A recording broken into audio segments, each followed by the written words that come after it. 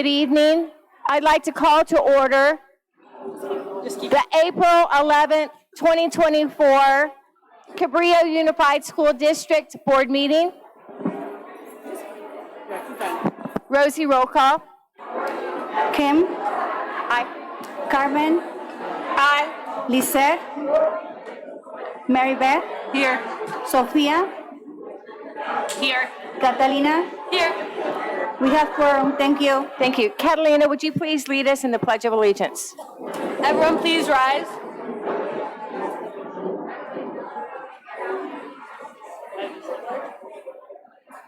Ready, begin. I pledge allegiance to the flag of the United States of America and to the republic for which it stands, one nation, under God, indivisible, with liberty for justice for all.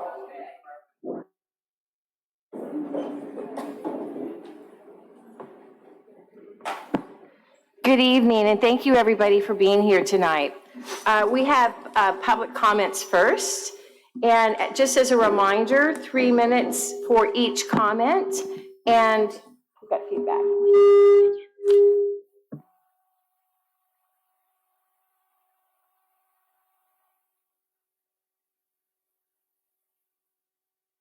Getting ahead of myself. Okay, thank you.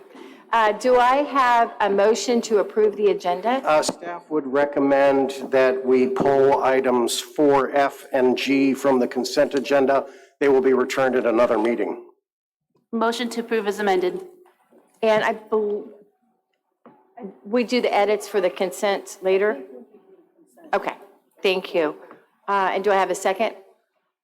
So moved. All in favor, please say aye. Aye. Passes 4+1.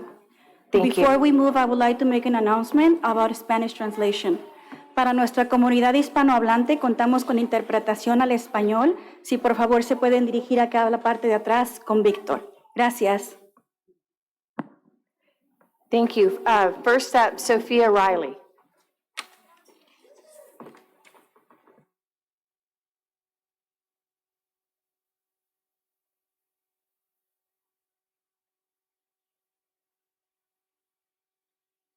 Cool. Hi. My name's Sophia Riley. I'm a student at Half Moon Bay High School. I'm a junior. And I've been in this district since I was in kindergarten. I didn't think I'd be speaking today, so my thoughts are kind of scattered. But I went to the meeting back in January, thinking, hopefully, that the issues regarding our school district and the pay of our teachers and the treatment and respect of our teachers would have been fixed. But they continue to not be. And so I'd like to point out that I'd rather be studying. I have stuff to do at home right now. And I have 3 AP tests coming up, but instead I came here because I feel like it is blatant disrespect to the people of our community when they are not being heard.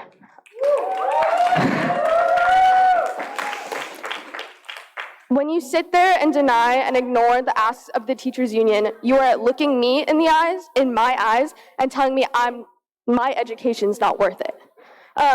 If you want students to feel respected in this district, it starts at the top, and it starts by respecting the teachers.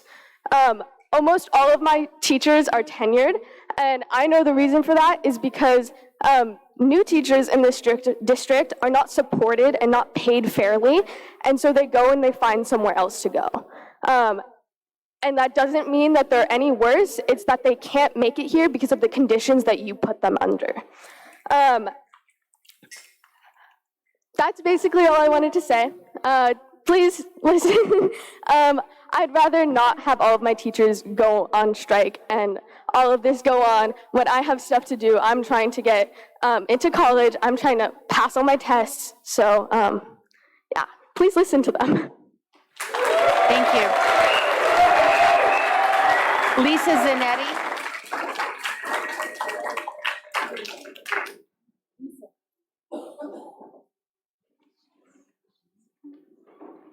And after Lisa, we'll have Sam Briggs. Hi, you guys. Oh, good, it's still on. Good evening, board members, administrators, Miss Rosie, and the wonderful Miss Kat.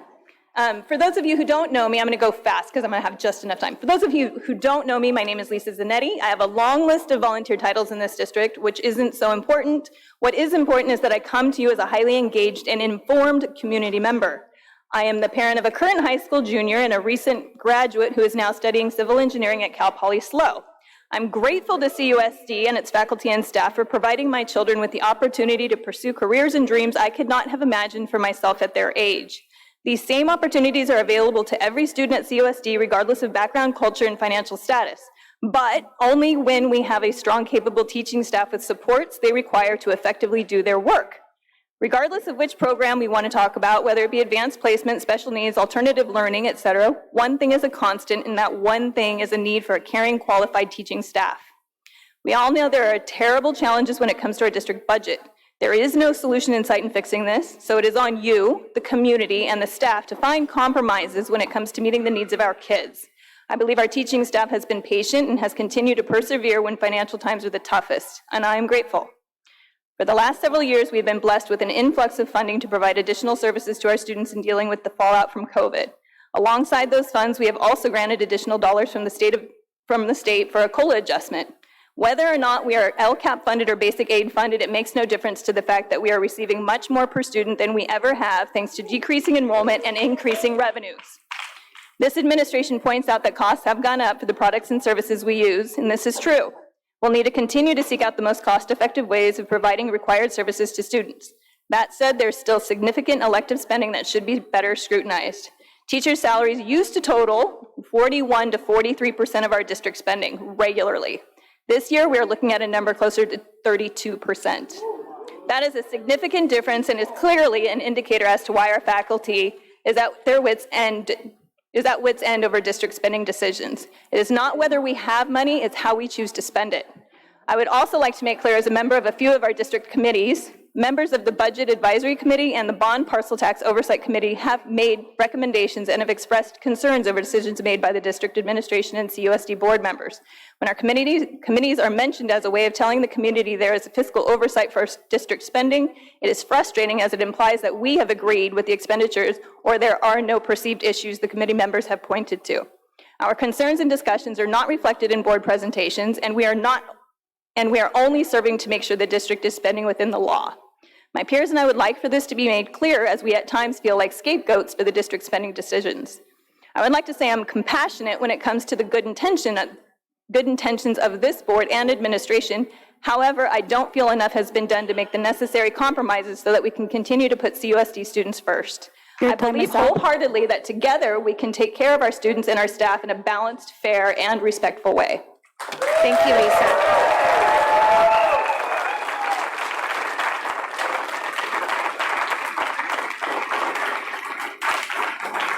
Sam Briggs, and then after Sam will be Isabel Eisenberg. Sorry, I'm reading high. Sam? All right, so my name's Sam, and I personally think that the teachers should get paid more, because they probably get paid less than people that work at McDonald's, and they treat us really well, and I think they deserve better, because they're really nice, and yeah, that's all I got.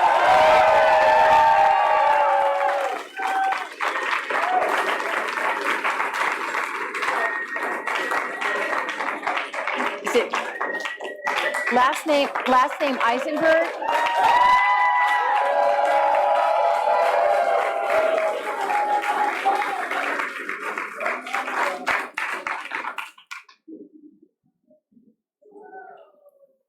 Last name Eisenberg?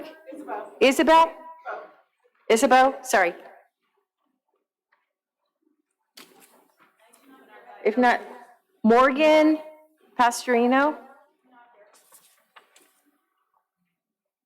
Ann Reichenberg.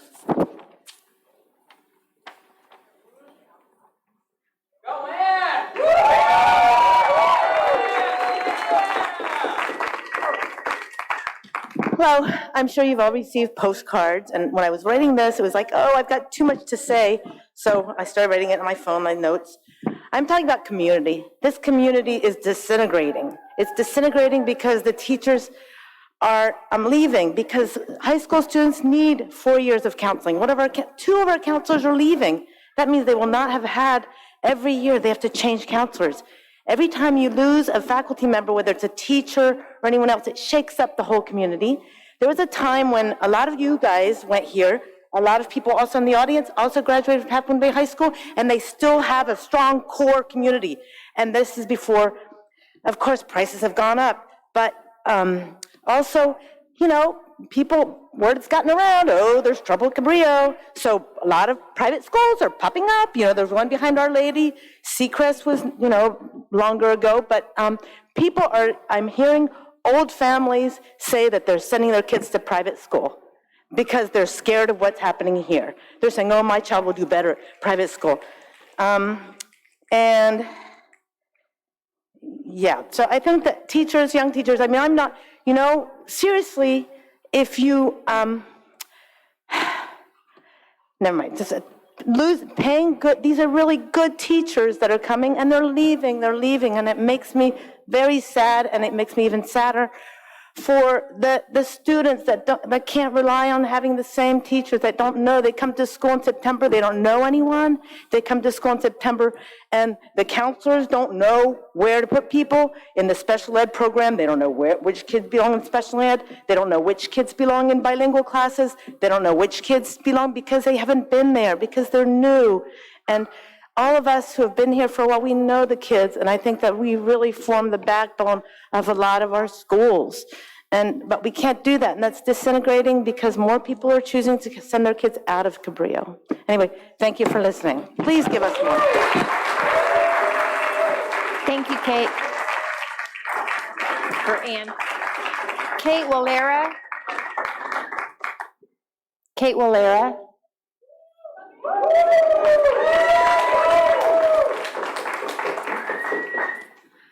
I actually am going to hand over my time to one of our fantastic students, Eli.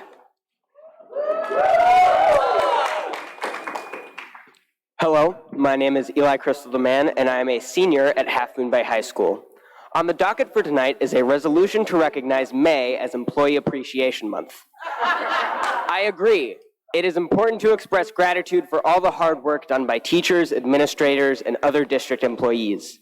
If you are to pass this, and why wouldn't you, I hope you understand the irony and hypocrisy of such an act.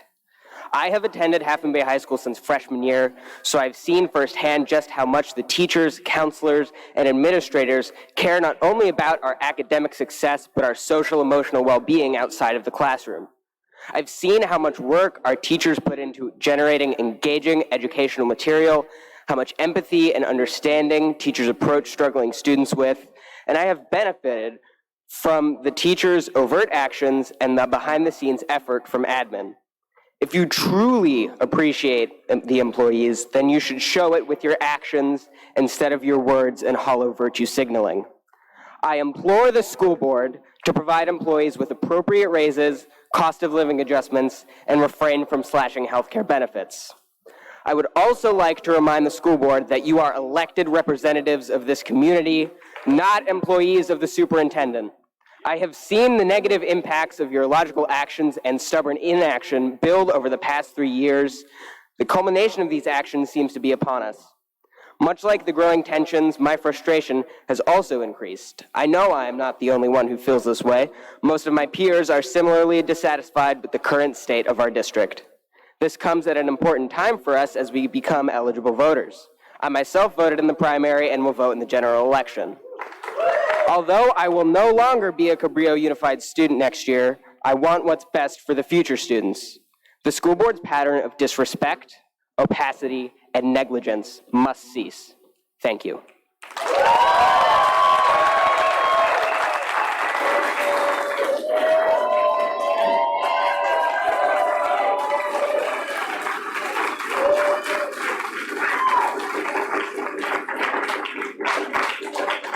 Our CUTA representative. Our CUTA representative.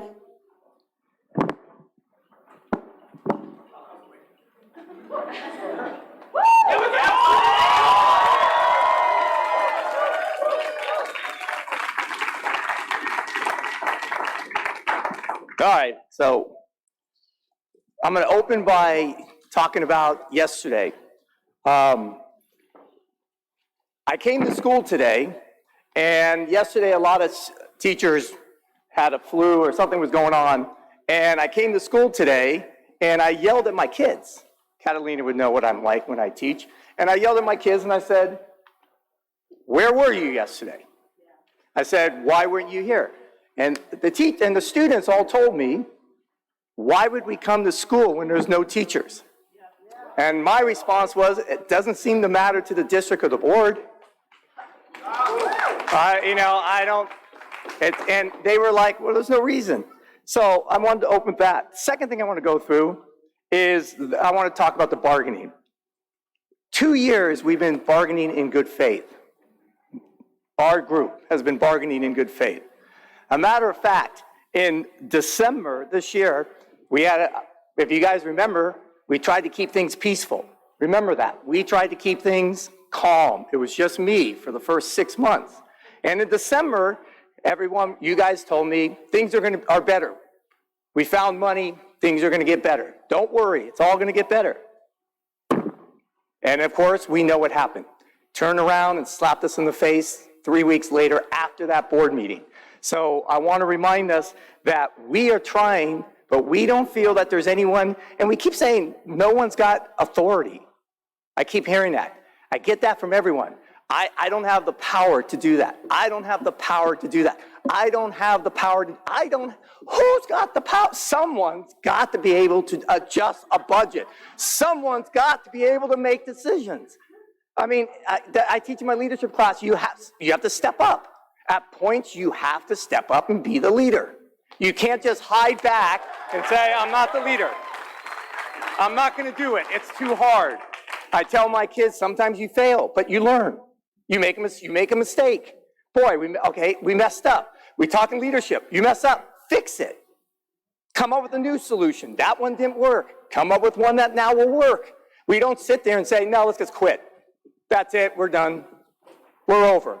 It would never work. Please, someone, step up. I cannot say that enough. The third one, I don't know about the money recap. I hear that was fabulous. Very impressive by people talking about the budget. Think about the budget.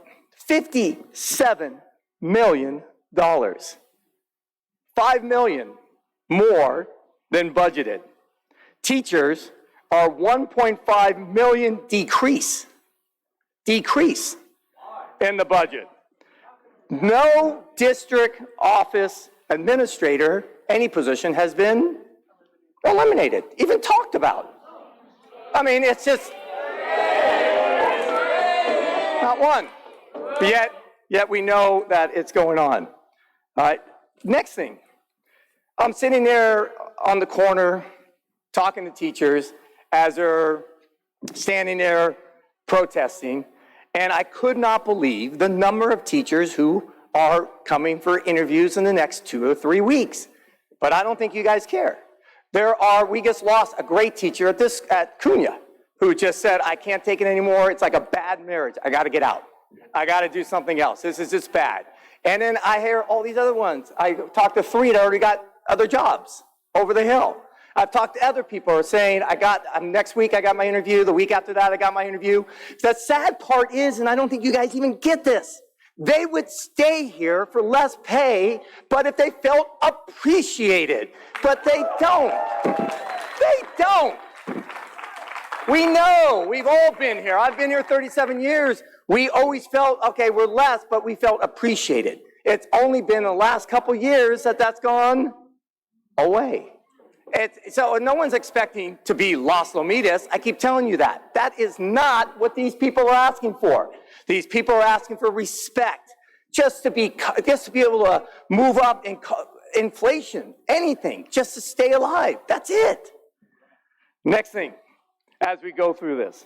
Now, today, we're going to try to do a little different. We're going to do it visually.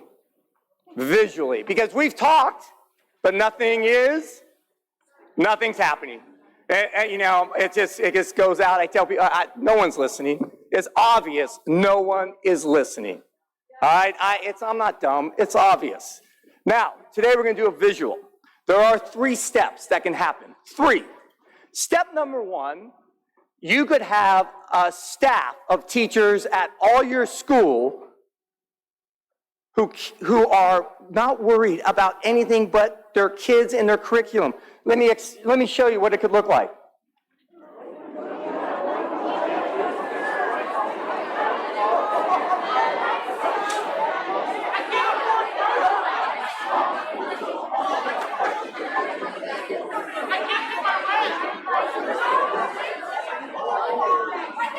All right. Now, they won't stop. They won't stop. Please realize this is what they want to do. This is what they want to do. They want to set curriculum. They don't want to be spending 3 hours on the corner organizing the next one. What are we going to do next? What are we going to do next? What are we going to do next? They want to help your children, but we can't. You're telling us not to. You're telling us no. We are not going to just take this. We're not going to say, oh, 0%. Fabulous. Thank you. Give us another 0%. We're excited. Give us 0% the next 10 years. It's going to be great. We're not. That's over. Stop talking like that. It's over. Now, step 2, right? This is step 2, or we can go to this.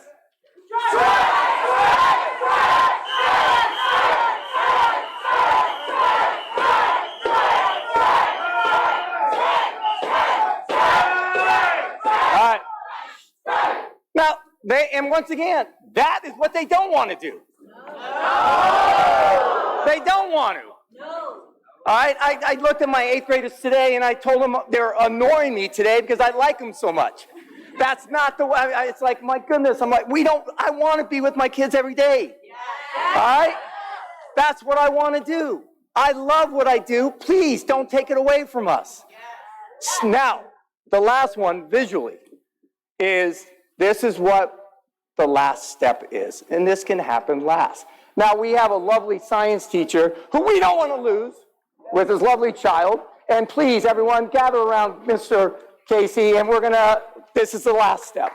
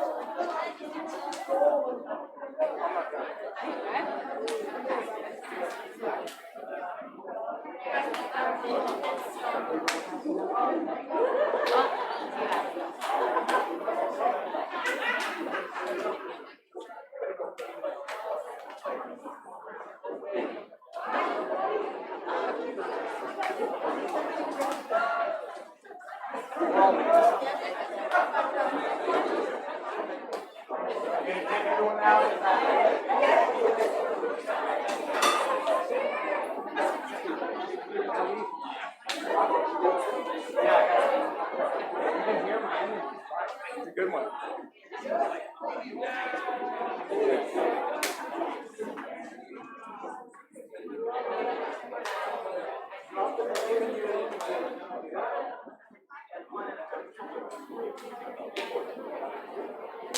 Thanks, Kurt.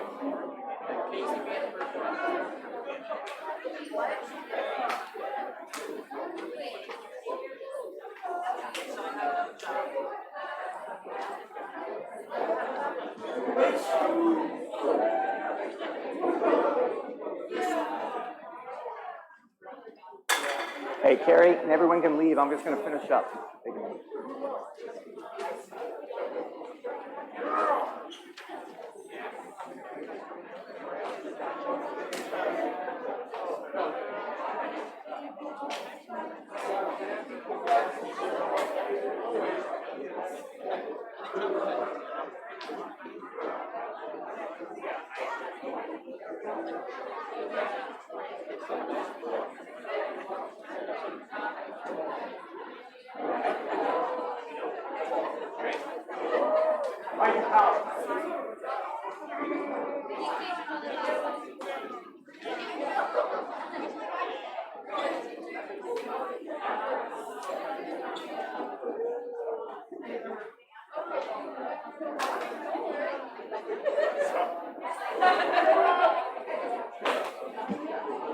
I got to finish up.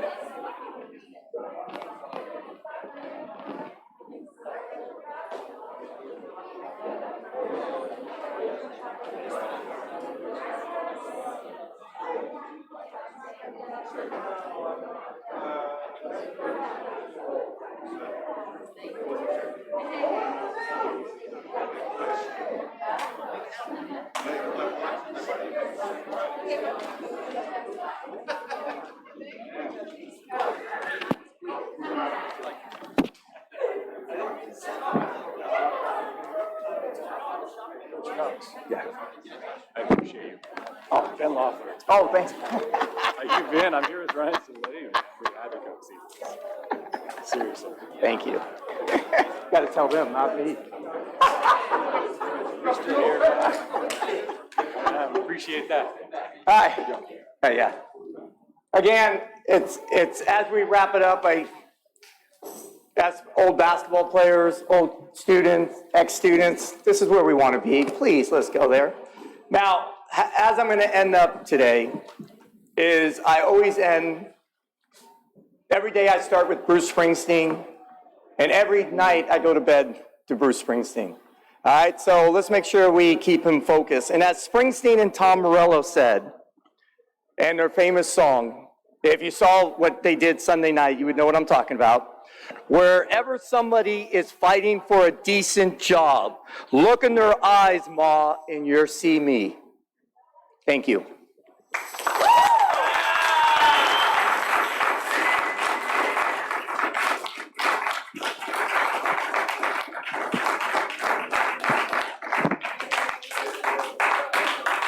Thank you. Next on our agenda are board member reports. I'd like to start this evening. CSEA. CSEA is not here tonight. Oh. Thanks. I just want to say that I truly am appreciative of all of the teachers coming with a collective voice tonight. I know it's a hard time, and none of the board members can speak to negotiations. I truly look forward to a point where we are past this time period in our community, and my sincere hope is that we will collaborate and we will unify in fixing some of the larger systemic problems with funding in this county. I want to point out that a student in Cabrillo will receive K through 12 over that 13-year period, $269,000 less per pupil than a student in Woodside. Now, I don't expect us to be Woodside, but I do believe for the 11 districts in San Mateo County that are high need and low funding, We have to figure out a way to partner with other districts and other people in the legislative chain. So I thank you all for being here, and truly, I'm hoping that we'll all be able to pull together and spend more time with a collective voice. Michael Kirst was the person who was the architect for the current funding formula that has been on the books for 10 years. He was interviewed a few weeks ago, and the architect of the current funding formula for the state of California said we need to have a locality adjustment for districts just like Cabrillo. He didn't name Cabrillo, but he noted that there are some districts that are at a disadvantage. He also noted that we need to adjust the poverty level. So there are a number of systemic problems that we as a community must learn the facts on and figure out how to collect our voices together. So I really want to say thank you to every single person who came out tonight to advocate for teacher pay. Those are my comments. Next. I can go. Sorry, just get closer because I've been told I can't always be heard on the TV, Pacific Coast TV. So thank you everyone for coming here tonight. I know there's some reverb somewhere. Thank you for everyone for coming here tonight to share the public comments we just heard. Thanks for those who sent emails. I got a couple postcards too. Hopefully, thank you. I'm really thrilled to see a bunch of people still here, willing and able to listen to some of the presentations. I hope they're informative and that you enjoy them as well. So I was really thrilled to have had the opportunity to visit El Granada Elementary School a couple times last week, once to watch one of their HEAL project classes in action, which was awesome. The other to pop in on the magic of the annual Arts and Science Day, which I know some of you are very familiar with as well. I don't know why I'm getting the reverb. Can I use your mic, Lizette?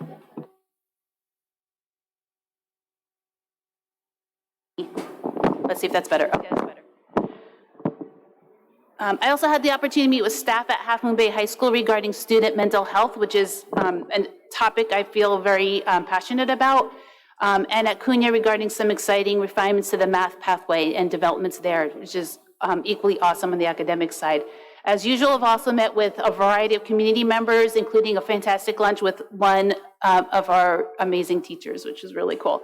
I also had the pleasure of attending the annual and always inspiring HEAL Project fundraiser, dinner and Coastside Farm Day luncheon, which is a big part of our community, as well as the ribbon cutting of the Coastside Opportunity Center, which launched on Main Street. And I helped form that idea a couple years ago after the pandemic. And that's a group that's supporting career counseling and small business development on the Coastside. We had a meeting, as Lisa referenced earlier, with the Budget Committee. We brainstormed further potential budget efficiencies. And we had a special board meeting last weekend to regroup as a board on preparation for leadership transitions that are coming up. I joined a really great presentation on dyslexia and multi-tiered systems of support with San Mateo School Board Association. I wish I had more time to talk about that. It was really, really fascinating and really exciting that, to hear about things that we can do to better support our students with dyslexia.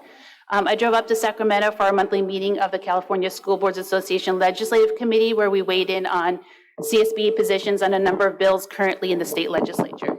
I'm thrilled to have been invited to testify next week to the State Senate Education Committee as a key witness for CSBA on Senate Bill 1315, which proposes to require the California Department of Education to post a full listing of reports that school districts must submit to the state and federal government each year. You can typically see a sampling of those in the packets, the board packets that we have. So the purpose of this bill is to bring to light the sheer number of reports and overlaps among those reports with an ultimate goal of reducing district staff workload. So I think it's the pain a lot of districts are feeling across the state around the volume of administrative work, and I'll say pejoratively, the bureaucracy that school districts have to do by law. So the idea is that one of our state senators sponsored this bill with the support of CSBA to try to get some visibility into that, with the goal of trying to reduce that number and workload so we could use our money for more exciting things than paperwork. So again, there's a lot going on and always a lot that's really stressful these days here in our school community, well beyond the confines of the coast side. But I don't feel like things are all doom and gloom. I can say the highlight of my month this month as a school board member was hearing really inspiring stories about our very own students, because that is why we're all here. And I think that's something we can all agree on. Kids today are growing up in rather challenging times, yet I heard about several students standing up to adults on our campus, which is really hard when they saw things that they didn't feel comfortable with in terms of the way some of the behaviors that they were seeing. And speaking up to an adult when you're a kid is really hard. And I appreciate the courage that our students have to use their moral compass to be able to guide situations into directions that can be, diffused a little bit. So that was really inspiring to see that kind of level of emotional intelligence in our kids. And I have to say, I received the best. I get a lot of emails as a board member, but I've received the best email ever as a school board member. This past week, it was like a couple of days ago. It was from a student that was concerned about the teacher absences at his school, and rather than just repeat what he'd been hearing about around on campus, he asked some really great open-ended questions. So I offered to him to be able to sit down and have a chat and talk about how school districts work and how funding works and how a lot of this stuff works. And it was really amazing to see a kid so engaged in policy and public service and things like that, and even the math of budgets and stuff. And he was tracking. It was really cool. So that was really inspiring. And we talked a bit about too how a lot of the background stuff, stuff that Kim talked about, kind of impacts what happens in the classroom. So that was really cool. And clearly we can all agree highly effective teachers are absolutely essential for kids' learning. I'm really grateful for the broad village that we have here in our school community, including staff like our IT professionals, our food service workers, maintenance and custodial staff, bus drivers, safe routes to school coordinators. By the way, props to the high school, Half Moon Bay High School, for some improvements they're making on safe routes to school up there.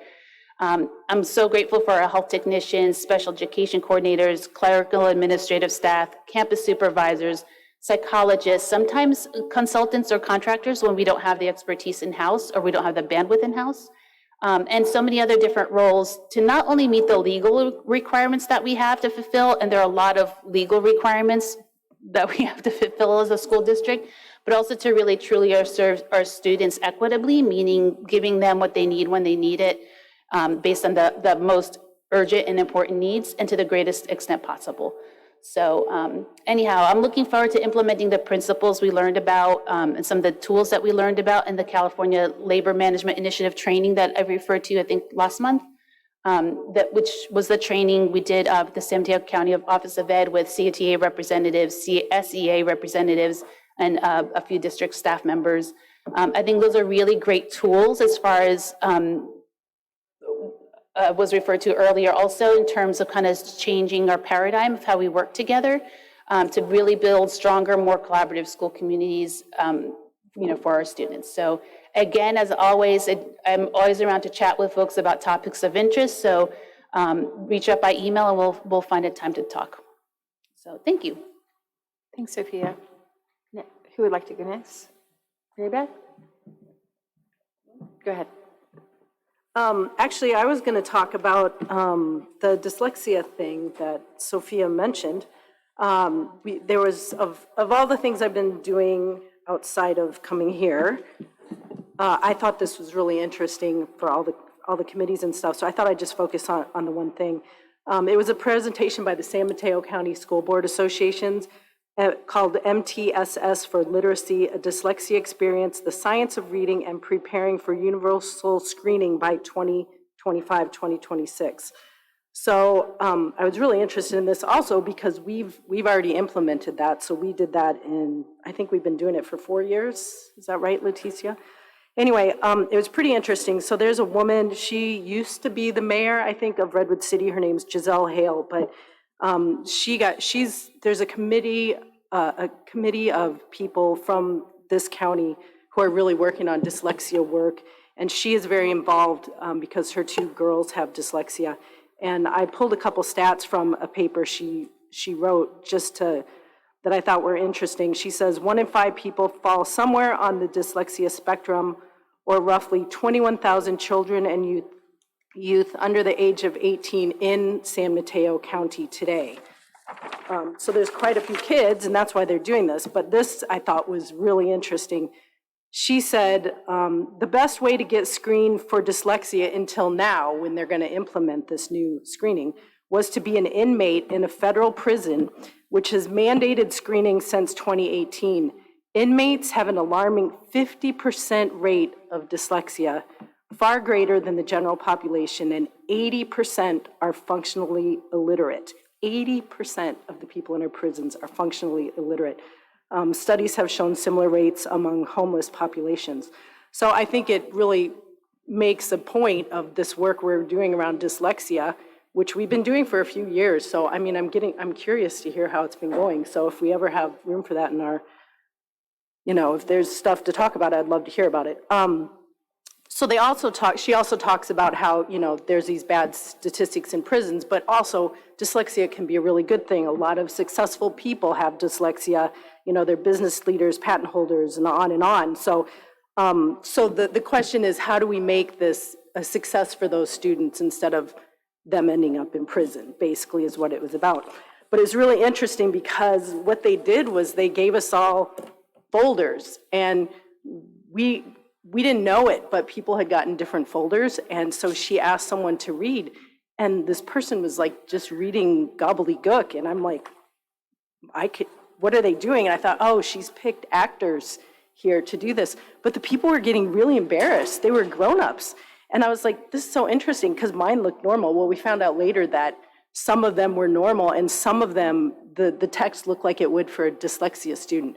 So, and it was just, I just thought they were acting, but they were seriously embarrassed. And then she gave all of us one that you could not decipher, like it was missing so many letters, and we all were just like, no one wanted to get called on to read it. I was about ready to get under the desk because you're trying so hard and your brain is working so hard trying to decipher this. And she was acting like a kind teacher. She was like, so she picked someone and she's like, keep trying. What's the story about? Come on, you can figure it out. You can figure it out. And we were all like terrified. It was horrible. And actually there was a teacher there on this committee, and she said that after she did this exercise, which they gave us a short version of it, it's an all-day class or something, but she was horrified at how she had been teaching her students because the woman was very kind. She was saying, keep trying, sound it out, and like we were dying. It was terrible. So anyway, it gave me a really good insight of what it can feel like to have dyslexia. So I'm really glad that, we've implemented this and are doing this because I think this is really important to our students. And, once they get behind and this isn't caught, then I don't want them ending up in jail. Let's see. Oh, that's it on that. It was very interesting, and I would love to hear more about how our program's going. That's all on that. The only other thing I have, which I think everyone's left, but if anyone can tell, the postcards that the public is sending are not going to my house. They're going to one of my clients' house on Winged Foot. So anyone listening, you guys are sending it. So my client is like, dude, all your mail's coming here. I'm like, why would my mail come to your house? So my mail is going to their house on Winged Foot. So that is not my address. If you want to know my address, just email me. I'll tell you my address. So anyway, that's all I have. What's that?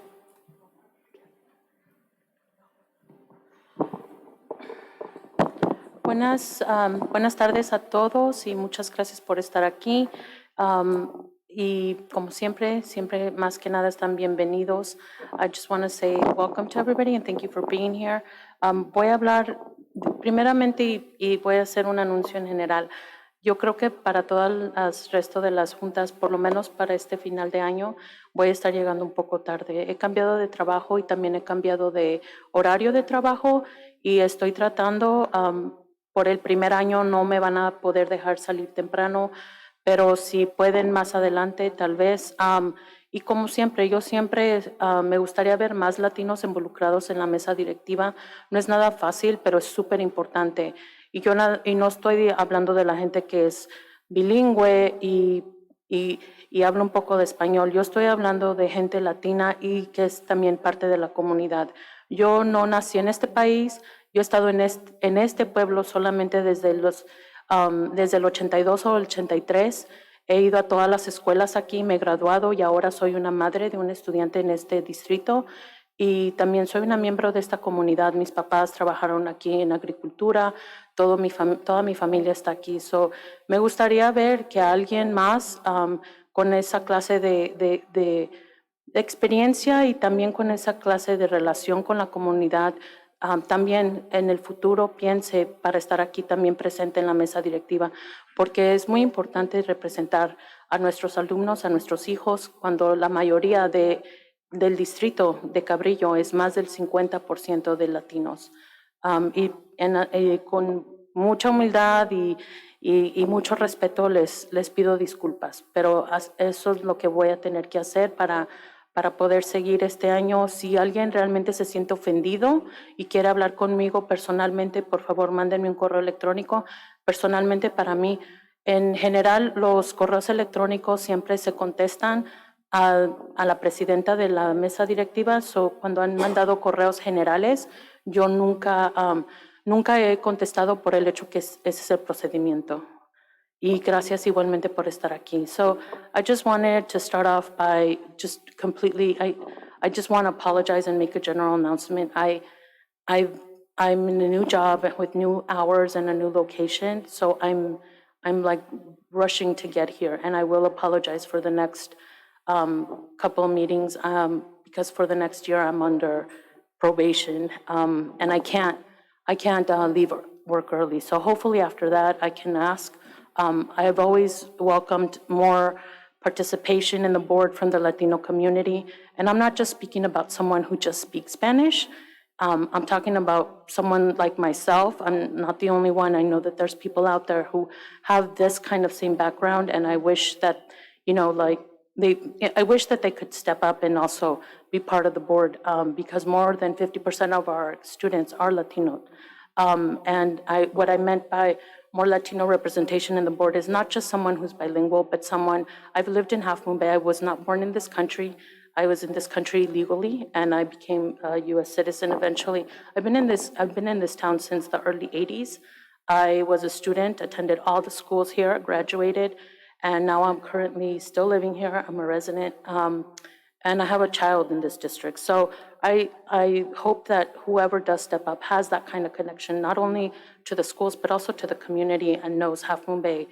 So I always welcome that. And like I said, I apologize. I'm very sorry, but I can't make it sooner than later. And I do feel that we do need more representation, more Latino representation. And I know that there's highly more experienced and qualified people out there. So please think about it. I think it's very important for you to come in and be part of this board and be part of the voice of the district, and from a Latino perspective. And I also, I think that was it. I'm having a hard time like dual translating, but thank you everybody for being here.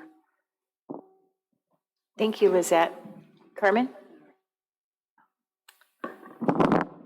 Good evening. Thank you for being here. I have a very short report. Kim and I have attended 3 listening sessions in the last month for the open to staff and community members to talk to us. So we hope to have more of those in the future, and I really appreciate all of the people who participated in those.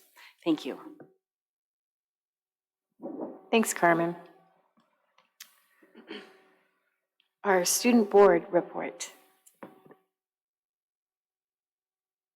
So I'll do my report out first from each of the schools. So first, For El Granada, recently we had our inaugural EG Art Walk where we were able to showcase art across grade levels created with supplies donated from the Coastal Arts League. A selection of student art will be showcased in their upcoming gallery show. Last week, our Arts and Science Week was our Arts and Science Week. Thanks to an incredible team of volunteers, we laughed at the Circus of Smiles assembly, invented with the Try It truck, created origami for our school-wide art project, and ended our week with a day full of workshops on Friday. We are starting LPAC testing for our emerging multilingual students and preparing for the state testing coming up in May. At Fairlawn View, last week Fairlawn View's B building hallway was transformed into a mini art gallery with gorgeous artwork from each student displayed. On Monday of this week, students participated in a school-wide cleanup of Montera Beach, and we collected 21 pounds of trash. We're looking forward to a great Earth Month this April. At Hatch, Family Engagement Center construction continues, and fence post spacing has been marked, and drilling is likely to start during spring break. At Kings Mountain, they're presenting tonight, and then we had snow at our 4-4 open house. We will start Chinese dance this month with young audience, and we are looking forward to a readathon. At Cunha, spring sports have started: boys volleyball, girls and boys soccer, wrestling, track, and tennis. The outside dance was a great success and a wonderful time. The Cunha farm added two chickens in a small pond. The seventh graders went on a field trip to the Fitzgerald Marine Reserve, and all 6th graders through 8th graders are participating in state testing, which will take place May 6th through 9th. At Half Moon Bay High School, CAF testing with math, English, science, Spanish is underway. Beauty and the Beast and the Spring Jazz Concert provided a wonderful display of talent and leadership. The FFA State Convention in Sacramento was an amazing experience for all the students participating. Spring sports is well underway, including softball, baseball, gymnastics, swimming, boys tennis, boys golf, track and field, and beach volleyball. Teen Support and Wellness Fair will be on April 20th from 11 to 12 in the Half Moon Bay Library. The Half Moon Bay Rotary Club graciously provided a series of life skills presentations, activities, and simulations for our senior students. Topics included resume writing, guidance about professional skills, computer skills, and mock interviews. And then AP testing will be happening May 6th through 17th. At Pilarcitos, the Pilarcitos Student Coyote Circle led the District Restorative Justice Program Saturday Circle with support of our adult RJ practitioners. The students cooked quesadilla for the attendees. Coyote Circle has also been visiting Cunha Intermediate to make use of the restorative justice skills they developed to conduct circles with the middle school students. This work by our students and adult practitioners from different sites and positions shows their commitment to the principles of restorative justice and practices and demonstrates the expansion of the program district-wide. And finally, the State Parks Native Plant Restorative class has been observing a great number of snowy plovers along the dunes and Francis State Beach, the dunes of Francis State Beach, and a hopeful sign for this threatened but super cute bird. Lastly, at La Costa Adult School, we had an excellent cross-agency adult education planning meeting on Monday, April 8th, with representatives from the Half Moon Bay Library, the Cabrillo Education Foundation, Coastside Hope, ALAS, and the Job Train. We were able to review all of our tentative offers for the fall 2024 term and make sure that we are not duplicating services in the region. Additionally, we had consensus over the fact that one of the biggest regional barriers to students participating in classes was the fact that we cannot afford to provide childcare to our students that wish to participate in job training. We agreed to meet again in the fall to make sure that our planning is not duplicative. And then my spiel. I'll just keep it short and simple, just to continue to reiterate the position and standpoint of CUSD students. We as CUSD students want our teachers to be heard and treated the way they deserve. Our teachers deserve respect and deserve the pay that can sustain living in our community and supporting our students. Students in our district need the best education possible, and that starts with allowing our teachers to provide the best work and having staff that genuinely cares about our students. Our teachers have asked and have been patient, but it's time to step up and allow them to live happy and healthy lives without worrying how to put food on their table. Choosing to reassess our finances and direct a larger portion of our spending on helping our staff and teachers is key to that success, to the success of our district, and most importantly, our students. We as students are the future of this community and this world. Teachers are the backbone in graduating smart and well-rounded students from our district. We want teachers and staff that love teaching our community and genuinely care about our students. We want reliable and skilled teachers. Please help us keep these amazing teachers in our district. And once again, as CUSD students, we only want the best for our teachers and want our teachers to get the pay they have earned and deserved. Supporting our teachers is supporting our students. Thank you. And then again, students, please don't hesitate to reach out to me. I'm still here till I graduate, so thank you.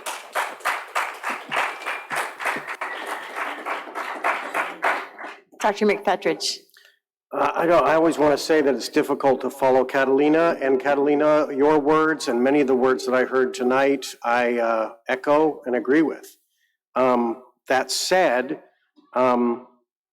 I heard a lot about negotiations, and I just want to give an update. This is on our website, but I think it's important for the public to know. Yesterday, April 10th, both CUSD and CUTA have now jointly filed for fact-finding. We are in impasse procedures.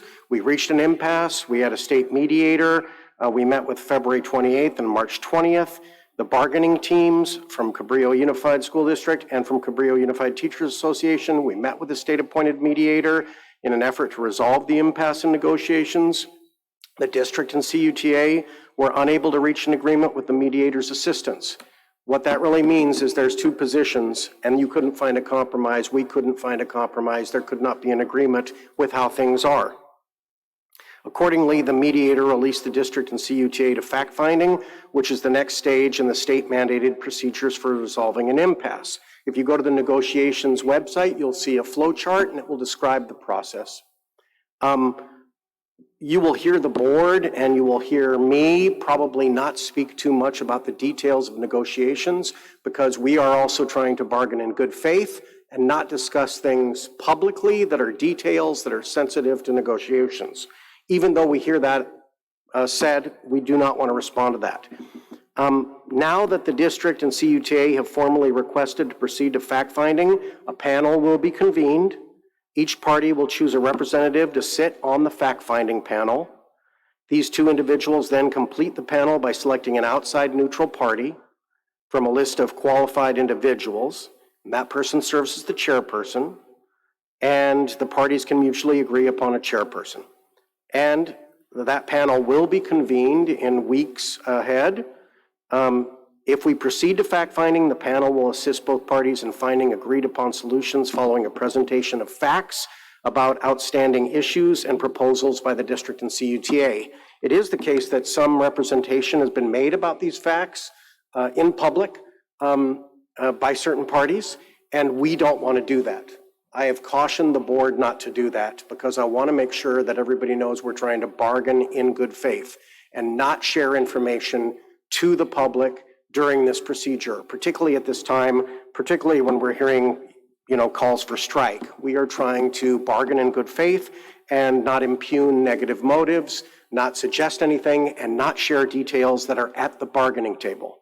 If the parties do not reach an agreement, the panel and the neutral party will issue, from the state, will issue an advisory report that will contain recommendations for a potential settlement, which may serve as a basis for agreement and or continued negotiations. I've been in other districts where this procedure has occurred. When negotiations break down, when parties can't reach an agreement, when there are differences in opinion about what can be afforded, you sometimes need an outside party to help you mediate and compromise and come to a compromised agreement. So I look forward to our team, all teams, bargaining in good faith going forward and coming up with a fact-finding report with a outside neutral mediator based on facts, and those presentations will be made public. At which point the board can take those representations and move forward. I just think it's important to know that everybody knows there's a process. Again, it often feels like it's polarized, it's two sides. I feel the pain about that because I think it's framed as a good side and a bad side. I've often said there are many truths in the world, but in this case, the truths don't align. The perceptions don't align, the beliefs don't align. And so I'm hoping that we can move forward, bargain in good faith at the bargaining table with a fact-finding panel, and they can have recommendations which can be presented to the board, and then they can decide whether or not that will lead to a compromise settlement. I know it's challenging, and I know it's difficult, and it's not the first time that I've been through it. It's not the first time that districts have been through it. Up and down the state, people are going through it now, especially because funding is going to be more difficult. Schools are closing, declining enrollments occurring, costs of doing business are going up, but I hear loud and clear what Catalina has said, and also I want to reiterate that I've heard what the public has said, I've heard what our board members have said. There's nothing that we wouldn't like more than to give as much as we could, but it is a process by which we determine how much we can give. That said, I understand that there's a public process. I do want to speak on the consent agenda to this point. Employee Appreciation Month is May, and I do hear that folks do not feel appreciated. There are times when all of us, I think, don't feel appreciated for what we do. And I'm hoping that people will understand that it is something that we try to put in front of the board and in front of the public every year, whether it's symbolic, whether people find it somehow insincere. It is not. I appreciate the employees that come to work every day and try to do what they can for students, for staff, for the community, for families. And that ranges from teachers, certificated staff, counselors, classified staff, food service workers, clerical workers, maintenance workers, et cetera, et cetera.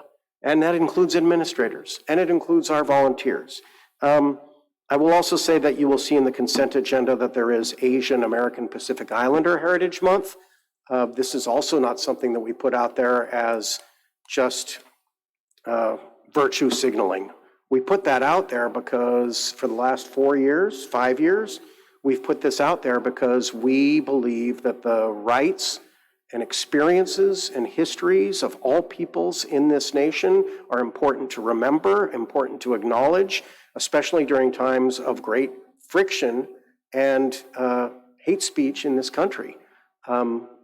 Especially during COVID, this was a big deal for the Asian American Pacific Islander community, and it is a community that continues to have anti-Asian sentiment and violence asserted upon them.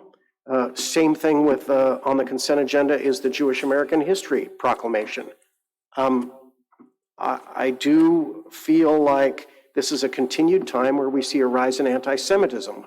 This is a continued time when we see anti-Muslim sentiment. We see anti-sentiment in general about many groups that are marginalized or somehow othered or somehow minority groups, but they are not lesser than. They belong in our community, and we want to include them. And that's why we have these proclamations, and that's why we fly the banners, and that's why the banners represent our partners who have helped to partner with us to sponsor these banners.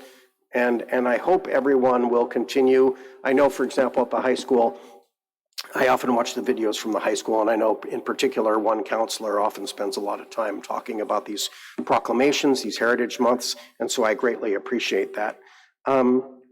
That said, I do want to just say we are listening, we do hear. The fact is that there is a process, and I'm hoping that people will understand. They can go to the website, they can look at our labor negotiations update, and we will try to channel our energies to routing the public to those facts, which are the facts that we can share, and we will look forward to the fact-finding panel and continuing to negotiate in good faith.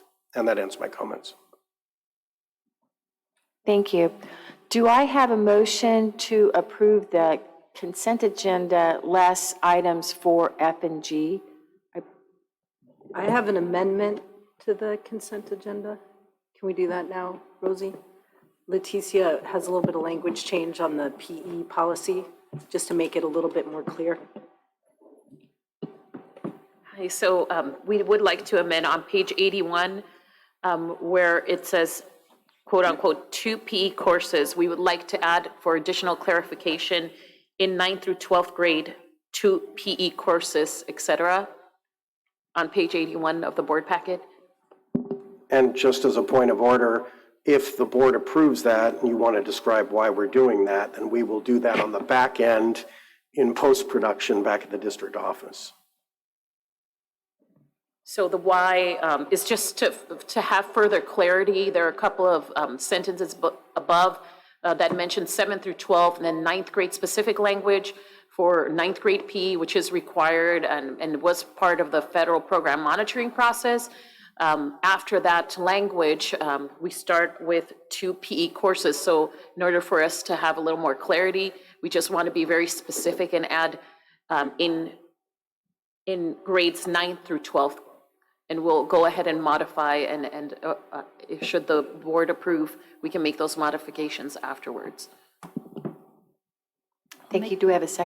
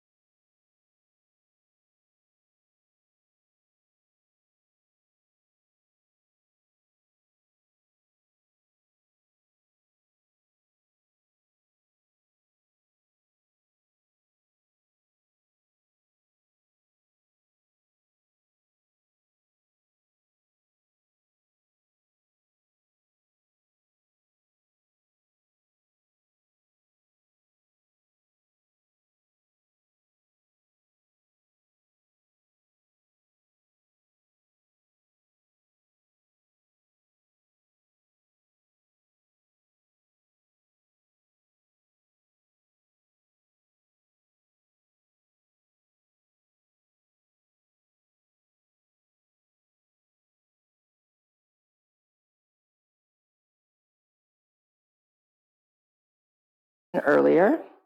Innovate literacy interventions included Haggerty phonemic awareness curriculum and increase met or exceeded standard on math CASP to 75%. And our last page is questions.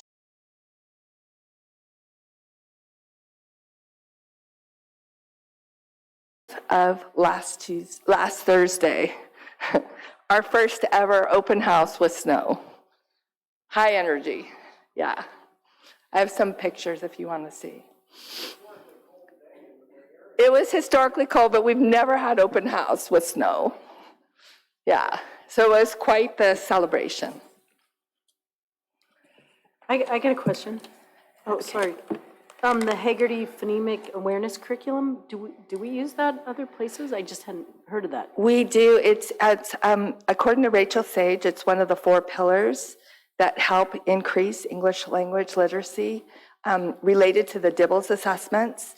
And so what we're doing now is fidelity with benchmark, fidelity with Lexia, fidelity with foundations. And so we're adding Haggerty, and we just got it. We just purchased it with RU money, and we have it electronically. So it's new. Thank you. Palo Alto's had a lot of success with it. They use benchmark. Rachel's done a lot of research, and Hatch use it. The sites that use it, and they all have it, they rave about it. That's awesome. I had 2 questions for you. One, thank you. Well, first, thank you for being here. It's always great to hear. There is definitely magic on the mountain. I've seen your magic in the classroom with your students and just on campus with Kings Mountains. It's a really amazing place. So thank you for your continued leadership and supporting our students up there. I had 2 questions. One was, what's the current enrollment for Kings Mountain? 44. 44, okay. And then my second question was, so there is so much magic up there, and I understand, of course, there are some unique reasons for that in terms of the size of the school, the demographics of the students, different supports that are available there. But are there things that you feel that are transferable to other elementary schools or other schools in general in our district that could be done that are transferable, if that makes sense? Like some things aren't because of those unique things, but are there things, further opportunities for other schools to learn from you guys as, in a way, like a little incubator for innovation, right? I really think that there's been a lot of work done across the district to make that happen. Yeah. So there's a lot more equity. I don't know. I probably should have primed you for that question. I just thought of it now. Well, I want to say, I think a lot of it is happening at the sites. It's just, I don't know how to get the language letter. Yeah. Well, it sounds like you said with like a lot of the coordination around the curriculum sounds really and huge. And the DIBELS, I think it's and the assessments. Yes. Yeah. We've in the last 4 years and trying to clean the peanut butter in the pantry. Right. And make sure that it's updated. The team and the elementary leaders have done such an amazing job in standardizing services and standardizing curriculum. To a high standard, I would say, right? So I think bringing everybody up to a high standard, like that's, I've observed that too, so I was kind of curious, like what you thought. And the passion, I think so. And I think the dedication to and sticking, kind of committing to it and sticking with it and pulling it through. I know it takes a couple of years usually, right, to see the full benefits. And the whole science of reading too, I think, moving over, And this is something that I think, Mary Beth, you were mentioning earlier, our DIBELS 8 assessment to ensure that we're screening for dyslexia. It helps all children. We're monitoring literacy rates, kinder through third, across the district 3 times a year. Right. And so that's the big lift work and making sure that we're supporting and trying to close a gap earlier on rather than waiting when the gap has gone a lot wider in middle and high school. Yeah, that's great. Well, thank you to all who are coordinating that work too and leading that in the sites. So I think that science of reading is a big thing too, that you said that. I mean, that's a big thing right now for the state of California. It's also nationally, but that's a big thing going on. So the fact that we're thinking about it and implementing it. And Foundations is really the curriculum that addresses dyslexia. That's what Holly, Martha's predecessor, invested in, and we have at all the sites. So we're trying to address that too. Great, thank you. Thank you. Yeah, and just thank you to DC and all of you for supporting our staff. There's the science of reading is a great example where like kind of the basis for what we've kind of recognized is the higher standards in education change, right? As research changes, experience changes, and we learn new things about what works with kids. So I'm grateful to you all for working together to continue to implement and continue to improve. Can I mention one more thing?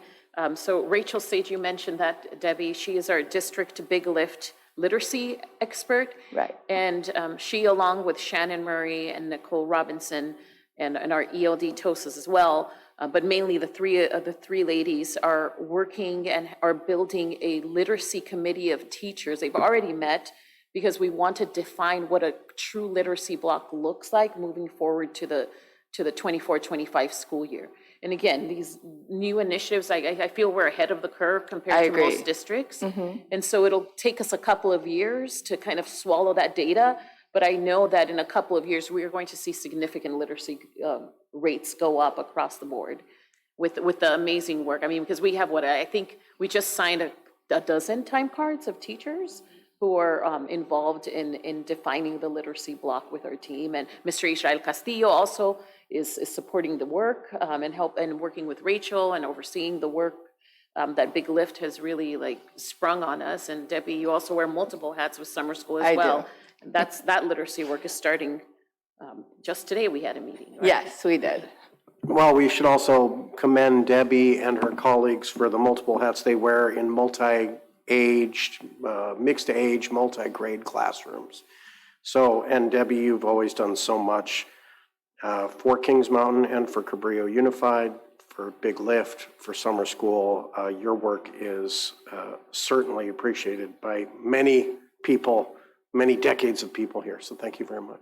You're welcome. It's my pleasure. And I was going to say that, sorry, because that actually is a good example, I think, of in a way of like the work that you've been doing with those mixed age groups as our enrollment declines and we face the potentially having more split classes because our schools are relatively small. Maybe that's an opportunity. I don't know if you see that as an opportunity to kind of like leverage your best practices around how you manage multi-age classrooms that might be helpful to others as that happens. Yes, it's funny because as a parent, when my kids were at Fairlawn View, they had intentional multi-age classrooms that I had my kids participate in. So, and then I ended up at Kings Mountain teaching multi-age, but there are a lot of benefits. Yeah, my kids had that experience too at Al Granada. Multiple years they were in split classrooms. And so it was always a really rich environment. Agreed, Yeah. agreed, yeah. Thank you so much, You're Debbie. very welcome. Thank you, Debbie. Do you want me to turn this off? Turn it off? Next up is item 5B, approval of the declaration of need for fully qualified educators for the 24-25 school year. If you look at the memo introducing this item, this goes back many years where the Commission on Teacher Credentialing allows us to declare a need for fully qualified educators, particularly for areas that might be difficult to recruit and hire. Every district does this. This is a pro forma thing. You will have seen this in the past. We do this as a sort of belt and suspender insurance policy, particularly for emergency permits for CLAD credential, BCLAD, which is the bilingual clear language acquisition and development credential, resource specialist, and emergency transitional kindergarten. Thus, there's a form here from the Commission on Teacher Credentialing. They ask us to fill it out this year. We're asking you for approval of it, as we do with every year. Staff recommends approval. Do I have a motion to approve? So moved. Do I have a second? I'll second it. Any questions? Rosie? All in favor, please say aye. Aye. Those opposed, please say no. Passes 5+1.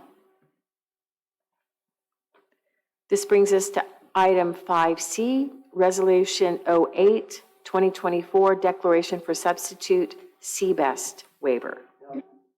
Similarly, this is a situation where we may relax the requirement to hire an individual as a substitute teacher who has not yet taken the CBEST, which is the California Basic Educational Skills Test. For some people, the CBEST can prove difficult to take, and this allows the district to hire a substitute pool. We do this, of course, because sometimes we need to have substitutes, and they may not be able to pass the CBEST. And again, you'll see a resolution. This is pro forma, something we do every year, and staff recommends approval. Thank you. Do I have a motion to approve? So moved. Second? I do have a question. Do you know, Sean, is this second.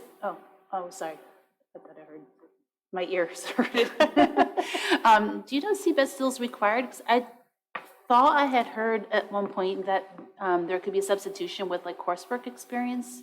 That was years ago. Yeah, my understanding is that there are ways to waive the CBEST or to satisfy the CBEST in other ways. Yeah. Nonetheless, We still have to do it. This is a form that we like just. I'll add it to the forms next week. We need to submit. When you are presenting to the state, of course, as you discussed earlier, California School Boards Association and your colleagues there are calling to attention that I remember after the last recession, they relaxed a lot of requirements, and now we have all these requirements from government for us to engage in bureaucratic action. Yeah, and this is a good example because it's not like there's a waiver process, but you still need to do the forms, so it's really ridiculous. So I'll see if I can maybe mention that with the Education Committee at the Senate on Wednesday. I understand, again, the belt and suspender approach that the state takes to make sure that everything is, that they're accountable, that we're accountable. But just today, for example, I was sending something to Dr. Bhatia saying, hey, this needs to be done. And Dr. Bhatia was saying, yeah, that's already been done. And the state does contract out with subcontractors, often county office education or nonprofits or private corporations. And let's just say it is a labyrinthine endeavor, public education. Most public service, I think, at this point, seems to have a lot of strings attached. Just for the record, 2 of us have actually passed the CBEST, but Congratulations. I will say that a lot of people have problems with the CBEST for whatever reason, and sometimes you'll get an out-of-state candidate that comes to this state and will get a job and then is unable to pass the CBEST. Plus, I will say sometimes there are concerns about language and there's a cost too, isn't background. there? Or no, I can't remember. Yeah. It's not considerable, but it is a cost. And again, some people don't pass. I know a situation personally of a friend who worked for a principal in San Francisco. The principal was hired from out of state. They came into state, they had the job, everybody loved the person could not pass the CBEST, they could not maintain the job. It's a basic skills test. Most people would say it's very simple, easy to pass. But it makes sense in the context of the disabilities that Exactly. Mary Beth talked about earlier, like there's Exactly. some things you can't get. Not all of us are great test takers. no worries. Yeah. Ready to vote? Yes. Okay, this is a resolution, requires roll call. Kimberly? Carmen? Aye. Lisette? Aye. Mary Beth? Aye. Sophia? Aye. Catalina? Aye. Passes 5+1. Next up is 5D, CUSD fiscal update, second interim update, and San Mateo County Office of Education fiscal oversight.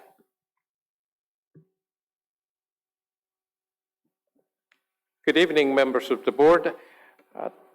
This is a fiscal update. This is an ongoing item that we have every month. And today we are bringing to you for action an update on the second interim. Let us start by reminding the board that the San Mateo County Office of Education is our legal monitor of our finances, and they continue to support us in our journey towards back into fiscal recovery. We are emphasizing the reduction of deficit spending, that we continue to look at savings and reductions, and that we continue to look at all of the issues of position control and internal controls. So those are focus that we do as we continue our journey.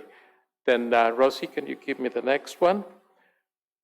Then we continue to focus, and that is something that we have brought to the board, the notion of the Living Fiscal Stability Plan, that it was approved by the board on November 9th, that continues to be the tool upon which we will continue through the upcoming years to have any savings, identified any reductions.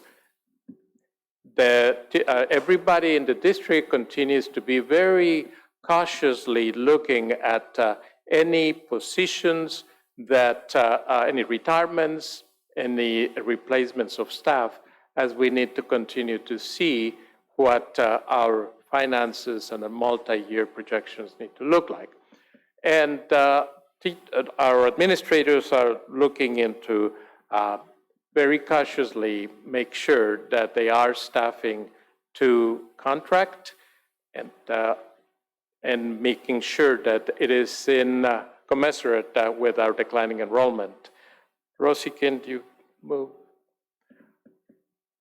As we continue our steps towards fiscal health, that I want to remind the board that this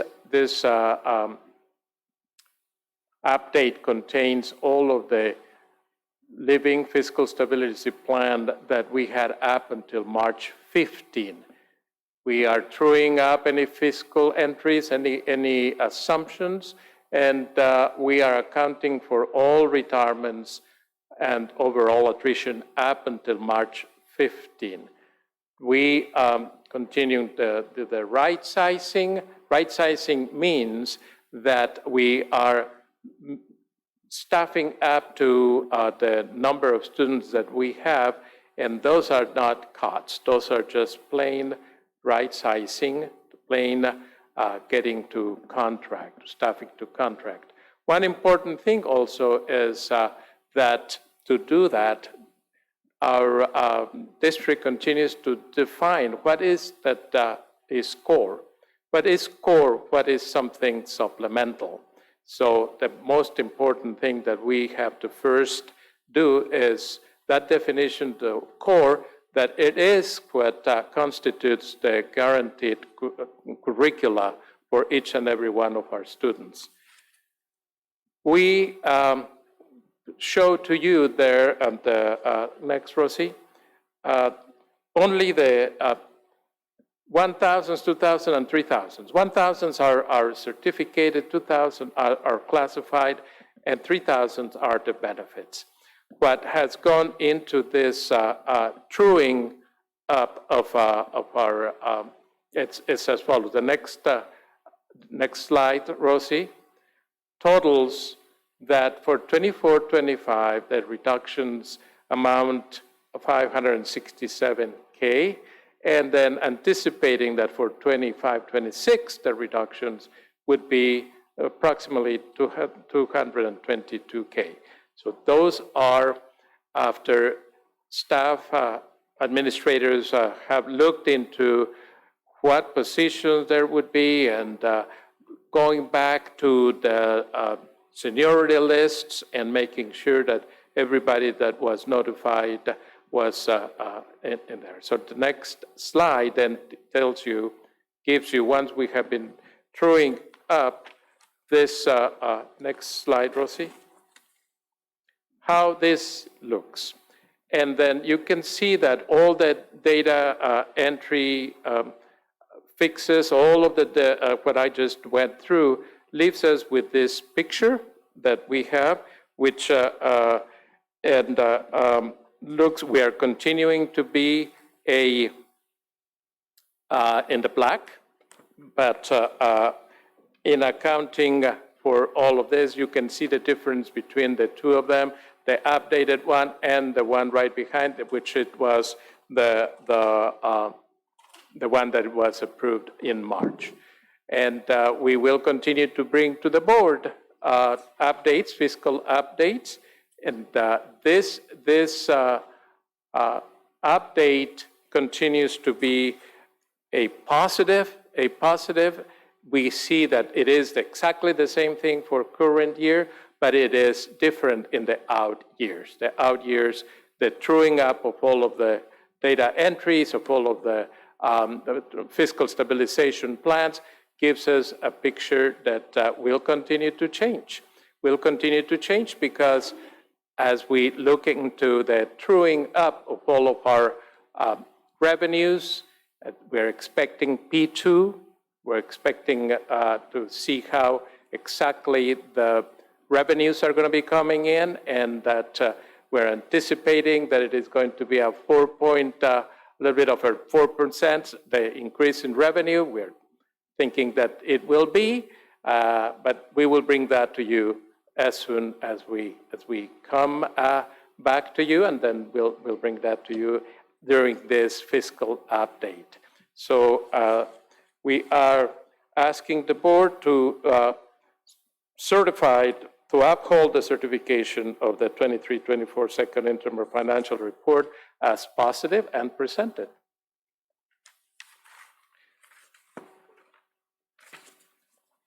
I will just add that recently,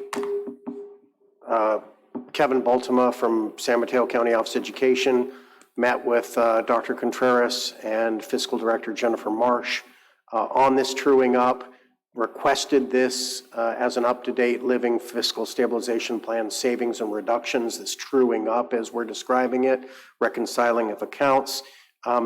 Even though you approved it last month as a positive, you are seeing a change here with a decrease in the multi-year projection that nonetheless is positive. But the county did ask us to make this an action item, and so we are hoping for a motion and a second so that you can ask questions and discuss it. Do I have a motion to approve? So moved. And a second? I'll second it. Thank you so much. Dr. Contreras, thank you also for extra conversations through the month related to the budget. I want to acknowledge and thank the people who've been serving on the advisory committee, as well as Mary Beth and Sophia.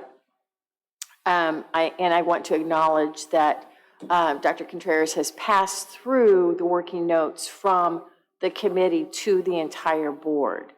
I had a chance to speak with our council today and had found another document of meetings and rules and regs around Brown Act. And while an advisory committee is not a Brown Act committee, we do have two board members who have actively been participating there. So then I think the public doesn't understand what has or hasn't been shared with the rest of the board. But you said it on slide 3 that going forward, that you would recommended as through this whole process, through attrition, through role changes, et cetera, that we should be mindful and pay attention to what those roles are and where we can gain efficiencies over time. And so I know that there were a number of recommendations that came through the pipeline. While I was not privy to those conversations, I just want to acknowledge that the advisory committee recommendations, my understanding was that not all were in agreement on all recommendations, but I just want to acknowledge that the board heard that message that we need to pay attention to the details of what transition opportunities we have over time. So it's a not throw the baby out with the bathwater, but we want to look at it in a really positive way. So thank you. other comments, questions?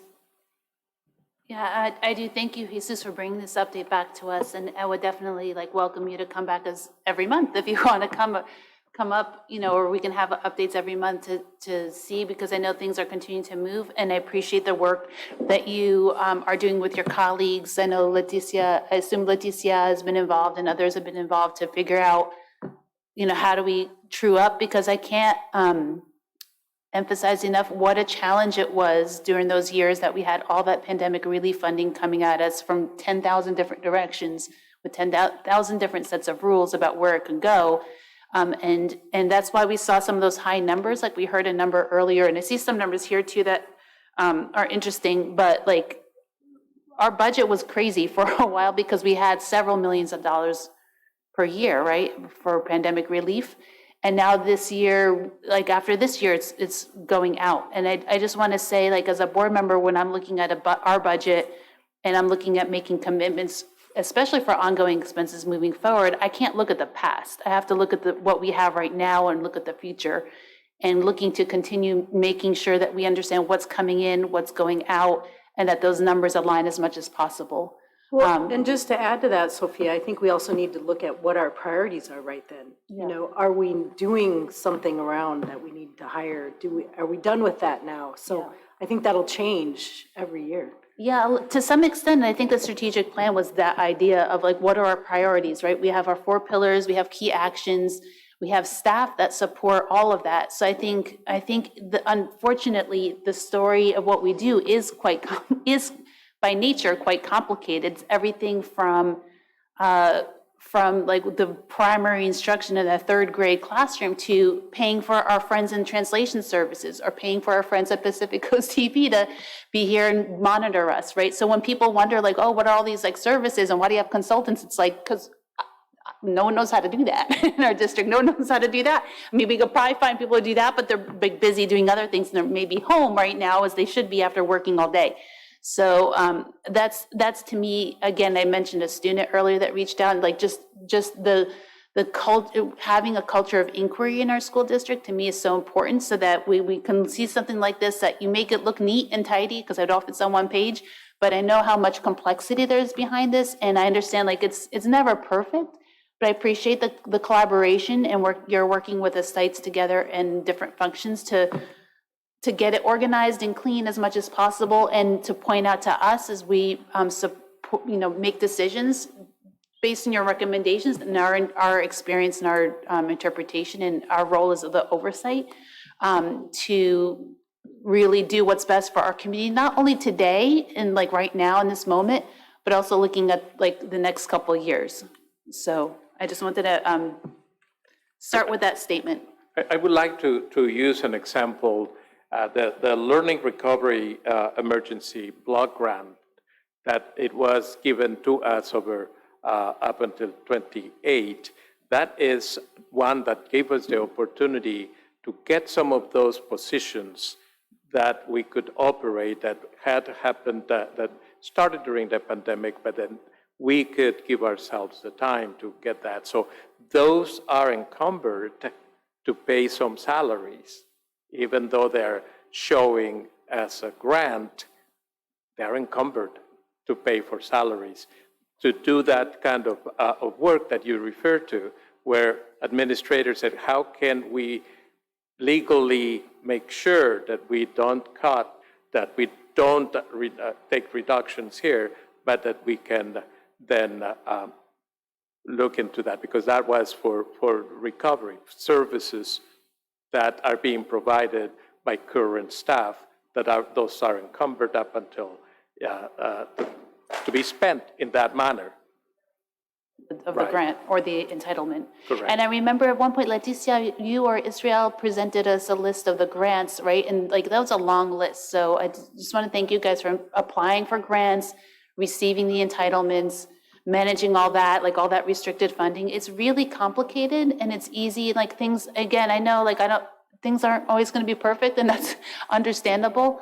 But I appreciate your dedication, your commitment to try to maximize what we have. I'm a big, and maybe it's because I'm a child of immigrants that didn't have a lot when they came to this country. Different life experience from Lizette, for sure, and I appreciate every time, Lizette, you speak about your experience here, because I think that is super important. But I think we, as being a not wealthy school district, or not even like middle-class school district as far as our finances, the more we can maximize what we have, the better. So, and that's not easy when you don't have as much, we don't have a lot, and it costs a lot of money to do everything that we'd like to do. So, so I had two questions. Like, can I think you mentioned the position control and maybe the bottoms-up budgeting. Can you tell us, like, because those are two of the recommendations that I think were important that came from the FCMAT report, as things that, like, ideally school districts would do to be able to maximize their budgets. That no doubt everyone's not doing, coming in and looking at it. But as we aspire to reach those, like, that gold standard, can you tell us a little bit about, like, what's the status of those two initiatives? The position control, this is something that Leticia, Bianca, Jennifer, myself, and we just get together and say, this position, what is this position doing? How are we paying for that position? And then we go back into that optimization and making sure that can we then, that very position, align it with this funding or that funding. So that is a lot of the work that has gone in and that will continue to go in as we continue to be cautious about where we're charging that, because we're in the process of optimizing the funding, making sure that we spend the most restricted dollar first to affect less the general fund. So that is an ongoing, and there has been very concerted effort. I just want to jump in here because I'm not sure this will necessarily come through for the public, but I think it's important for the public to understand. You just said the word restricted. A lot of the funding that people are noticing up and down the state and districts after COVID, and you mentioned this, Sophia, has strings attached. It goes back to what we were talking about before, is legislative action, mandated costs, mandated expenses, mandated services. And so a lot of the new money that we received had to go to certain places. Dr. Contreras just gave the example of the Learning Recovery Emergency Block Grant. We did wind up this year taking certain functions that we had added as far as mental health and medical health, and we logged them in that grant. That is exactly what that grant is for, is the recovery after COVID. That said, those funds will sunset. And so the board in the years ahead will need to continue to watch this budget and continue to ask about where are these positions going and where is the funding going. But those positions exist. And a lot of things too is, I hear often about, well, what about this bond money and could it be used for employee salaries? It could not. It's facilities dollars. It's connected to facilities dollars. It could not be used for salaries. What about this? No, that can't be used for this. It has to be only used for this. So I just think it's important for the public to understand these words: restricted, categorical. They're funds we must use. And position control is exactly about looking at the position number, tying it to the function, and then aligning it with the needs. We often lean on Leticia or Dr. Contreras because of their history and their knowledge base to say, how can we pay for this thing and save money from the general fund so we can spend it on other things? So part two of my question, then I wanted to follow up on that too. How's it going with, like, implementing bottoms-up budgeting rather than kind of rolling over year to year? Is that something that we can partially do for the budget in June? We are looking forward to that. Yay, Yes. okay.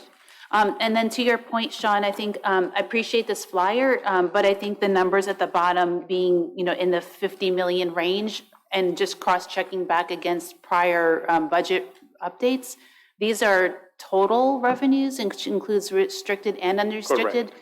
Aside from the fact that being historical isn't an indicator of what we can do right now, but also if one were to argue about revenues that were received by the district, several $1 million per year, I'm guessing, because our budget now is about $45 million. Now that we're starting to stabilize, starting next year, we're about 45 million, and I'm assuming we are probably about that, less all the extra crazy COVID relief funding. And I definitely just cross-checking, these are total revenues, so it's not really relevant to what we can use for a general, let's say like a salary schedule increase for employees, any category of employees in this situation. Is that correct? We need to look into their unrestricted only. Right, okay. Thank you. And knowing that when you make changes to salary schedules, that could affect your restricted costs too, if you're using staff that are subject to salary schedules. So If they are, it's a very interesting, complex mind bender. if they are I charged, appreciate you're managing all that in your head. if they are doing some categorical work, then they're charged in the restricted side. Yeah. That is Exactly. why, going back to what I noted on the slide, that defining what's core, what constitute core, because that is what we would need to get to and make sure that we do core first. But we should also talk about this historically. For example, last month you had that presentation, quite wonderful presentation about the extended learning program that has been built at Hatch, and the increase in services and the improved facilities for early childhood education for Los Listos, and the inclusive classroom there for students with disabilities, so they can be with age typical peers in the early childhood education, right? All these things are mandated. All these things are funded by the state. There are strings attached. And when you're able to explain, hey, this is new money coming in, but it's not for anything, it has to be spent in this way, I think that's when people start to understand. I hope they would understand. If they're listening, I hope they would understand that we do receive new dollars, but those dollars, especially during COVID and post-COVID, have had strings attached, are categorical. Funds are earmarked for particular purposes. And so, for example, when people say, why can't we all have nice things? It's because some of those things are provided and the state says they must be given in this way. Dr. Bhatia has to make this point many times when she's talking about the local control accountability plan. Some of these funds are going to be for unduplicated students. Some of these are going to be for students who require intervention, but they're not just funds that could be used at discretion, even by us. They are funds dedicated, earmarked, categorical for certain categories, and have to be used in that way. This is an action item? Of a motion and a second. Oh, okay. All in favor, please say aye. Aye. Those opposed, please say no. Passes 5+1. Thank you. Do I have a motion for a bio break? Do I have a second? Yeah, I'll say yes. Yes. So moved. Sorry, I do. Aye. Aye.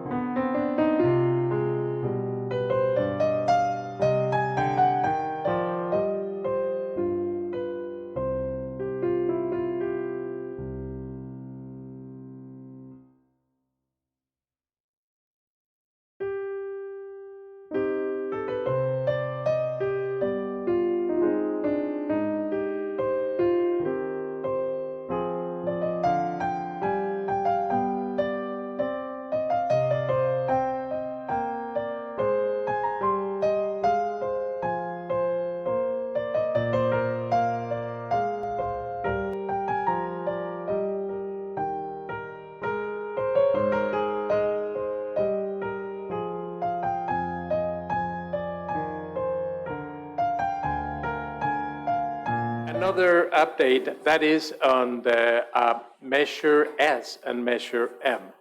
I just would like to bring the attention to the board that on June of 2012, 81 million were authorized by the voters for the acquisition, construction, improvement, furnishing, and equipping of school facilities. And keep that in mind as we go through this update so that you can also keep in mind that on June of 2018, the voters trusted the district with Measure M, 99 million. This is for the updating of classrooms and science lab, essential safety repairs, fixing leaky roofs, equipping classrooms with technology, replacing, repairing, heating and plumbing, and constructing and equipping classrooms. As similar as construction is repairs. So as you have seen, there is a full disclosure in the packet of all the cost, all that has been going and has been spent, and it is encumbered for these two measures. So Measure K was the very first one that existed. Last year, we sold the last of Measure S, and now we, during this board meeting, we're asking for resolutions to sell the last of Measure M. That would be the total Measure S and Measure M. This update then brings you to where how we do this and where we're going to be going from. Just remember that you have the board authorizes all of the projects, and then once the projects are authorized, and then a committee, the oversight committee, then takes a look at those expenditures that they are appropriately executed. I want to take you through this. Number one, Measure S, 81 million. Measure M, 99 million. The second column is the exact expenditures as reported in here. This is what is in our books.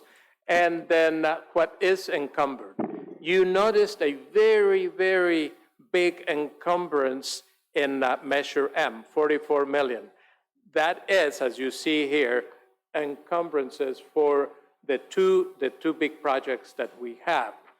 Well, that brings us then to what is it then that is available and unassigned? The $22 million that we have from Measure S are the last that we have for expenditures. But you can look at the extreme, at the farmost, rightmost column that says, but that is 89 million, but it was $81 million only. What that is counting for the Boys and Girls Club and the donor for the building of the event center, which is in the expenditures, and but that is how that went into it, and then from there was put with Measure S and increased that funding to $89 million. I just want to go back in history, and I wasn't in the district, and neither were you, Dr. Contreras, but there was a benefactor, contributed that $8 million, and as I understand it, the district contributed something like $4 million. Similarly, the benefactor also graciously, magnanimously contributed money to the turf field of the football field at the high school, the turf field for the baseball field at the high school, and right here at Cunha also contributed in part. The district made some match. But in that case, that $8 million, and there was a question from the board about that. Thank you for explaining that. And I think you'll see the asterisk down below the grand total, and that says this amount includes additional funds received from augmented Measure S projects. No, I just think it's important for anyone in the television audience or in the public audience or the board who's doing the math. Thank you for pointing that out, Dr. Contreras. So that's why we have the 22 millions available and unassigned right now. And then you see that 2 million, which is the balancing to up to the $99 million. But I also included in here Fund 25, which is the developer fees, which are for construction. So those are as of second interim, $2.4 million. I also included in there the Fund 40, that gives us a total of 27 million available, but gives us a Fund 40 with $11.3 million for a total of $38.5 million. So that is what we have available for wrapping up our projects as we have them right now. Upcoming projected cost is we will be bringing to the board phase 2 of El Granada. That around that's what we guesstimate for right now, for what we know with the information that we have right now.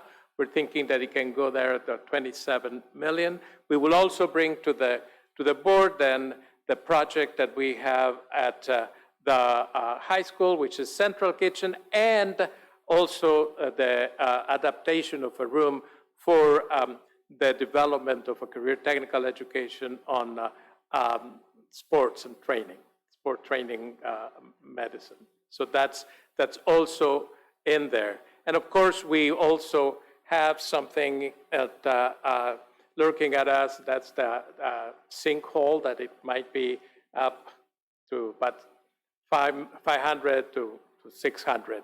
But that is the nature of what these bond dollars have done. Looking at, without bond and a sinkhole like the one that we have at the high school right now, it would be very challenging. It would be very, very challenging. So that goes up to the $38 million. So trying to keep track of all of those dollars and then keeping them flexible at the same time, making sure that we carry all of our projects, but at the same time being able to have the way of finishing them with flexibility, and then making sure that we attend to all of the different needs of the district. A point of order, point of privilege, if I may, if we can go back to that slide before. For the public who may not know what we're talking about with this quote-unquote sinkhole, this has been discussed with the board previously when we've asked the board for an emergency contract with the Andrini brothers to address an issue where above the high school, there was a sinkhole that was an unsafe area. It's been cordoned off. It's far away from student pathway, but it needed to be addressed and was addressed with a temporary fix. But there will be a need to assess that going, and that is an estimate. I hope it's not a conservative estimate. I hope that's an appropriate estimate, that it could be $500,000. When folks ask about where the money goes, please know that you can refer in the website, you can refer on the board package, and you can see all the dollars that Dr. Contreras has brought in. It's more than this. It's a huge handout that he's just compiled of all these materials. And I think the sinkhole is just important. Look, I'm an agnostic, if not an atheist, but I can't describe that as any other thing but an act of God. It's an occurrence. We don't plan on these things. When eucalyptus trees fall down, we don't plan on these things, but sometimes these trees can cost $10,000 to remove. So I just want to point out that when there are safety concerns, security concerns, exigent circumstances, acts of God, extreme weather, the bond comes in for that, and that's where some of that money goes. I will also point out, just because it's connected, like I think everything is people will ask, well, what about the maintenance budget? Why do you have a maintenance budget the way you do? It's because of so many years of deferred maintenance. The reason why the El Granada and Farallon View projects are so important is because once those projects are modernized and new buildings built, then we will have less maintenance required on those campuses. But it all adds up. So I just want to point that out. The bond has helped us with situations, and the general fund, and sometimes has been needed to be used also in situations that we can't use the bond for that require us when there are safety concerns. Let me just, if I may, remember that we live in very beautiful coast side with very many challenges. The salinity, if something is to last 10 years, in our environment, it lasts less. So we have to always to be vigilant of the maintenance of our. Well, and I recently saw some photos that people had provided about gutters. We replaced gutters at Half Moon Bay High School recently when we replaced the roofs at Half Moon Bay High School last year. And the gutters that we have to use now are of a different metal than they had used in the past. Why are things rusting out? Because in the past, people built things differently or made choices, cheaped out perhaps, tried to have efficiencies. You get what you pay for. Now you'll see that we are trying to use materials that we think will last longer, particularly because of the coastal effects. And that's why, of course, we work with the architects we work with, because they have experience with the coastal effects. It's the very same thing that's keeping us in a delay with the county about the coastal development permit. We have to be sensitive to our context and to the salinity and the coastal impact. One last thing to point out, and you can see in here a lot of expenditures on technology, and that is part of how we were able to bring forward the technology that we needed to operate and to get during the pandemic a jump start, and then we journal somewhere else. But it is important that we have that bond for technology. And again, just capital outlay, Fund 40, just gave you that information already. That is as of second interim, 11.3 million, and we have the developer fees that I also accounted for at 2.4 million. So the Fairlawn View continues to move forward. They are finishing Building A. We are going to be moving some classrooms already into Building A by the end of the summer. It's going to be a very, very heavy summer. And then you have seen this renderings. El Granada, we're having a party scheduled for April 24th. We are hoping that we can get the coastal development permit. Hopefully, we have dotted every I and crossed every T. If we get that going, then we will break ground and be moving. We are ready to move teachers. We're ready to go in. And that is the funding I've already shared for this 2 phases that we have, new building and strange space, and then the modernization of the other buildings. So that is an update now for the bond program. Again, as I said earlier, the board approves the design and the cost, and then we, superintendent and staff, build it, and the Citizens Oversight Committee makes sure that it's spent on the projects needed, and they also look at the audit. Any questions? There will be more updates coming to you. So I have one question. Of course, it's always a question that's not here. We had the presentation for workforce housing, and I know in a bit we're going to be hearing about bond language.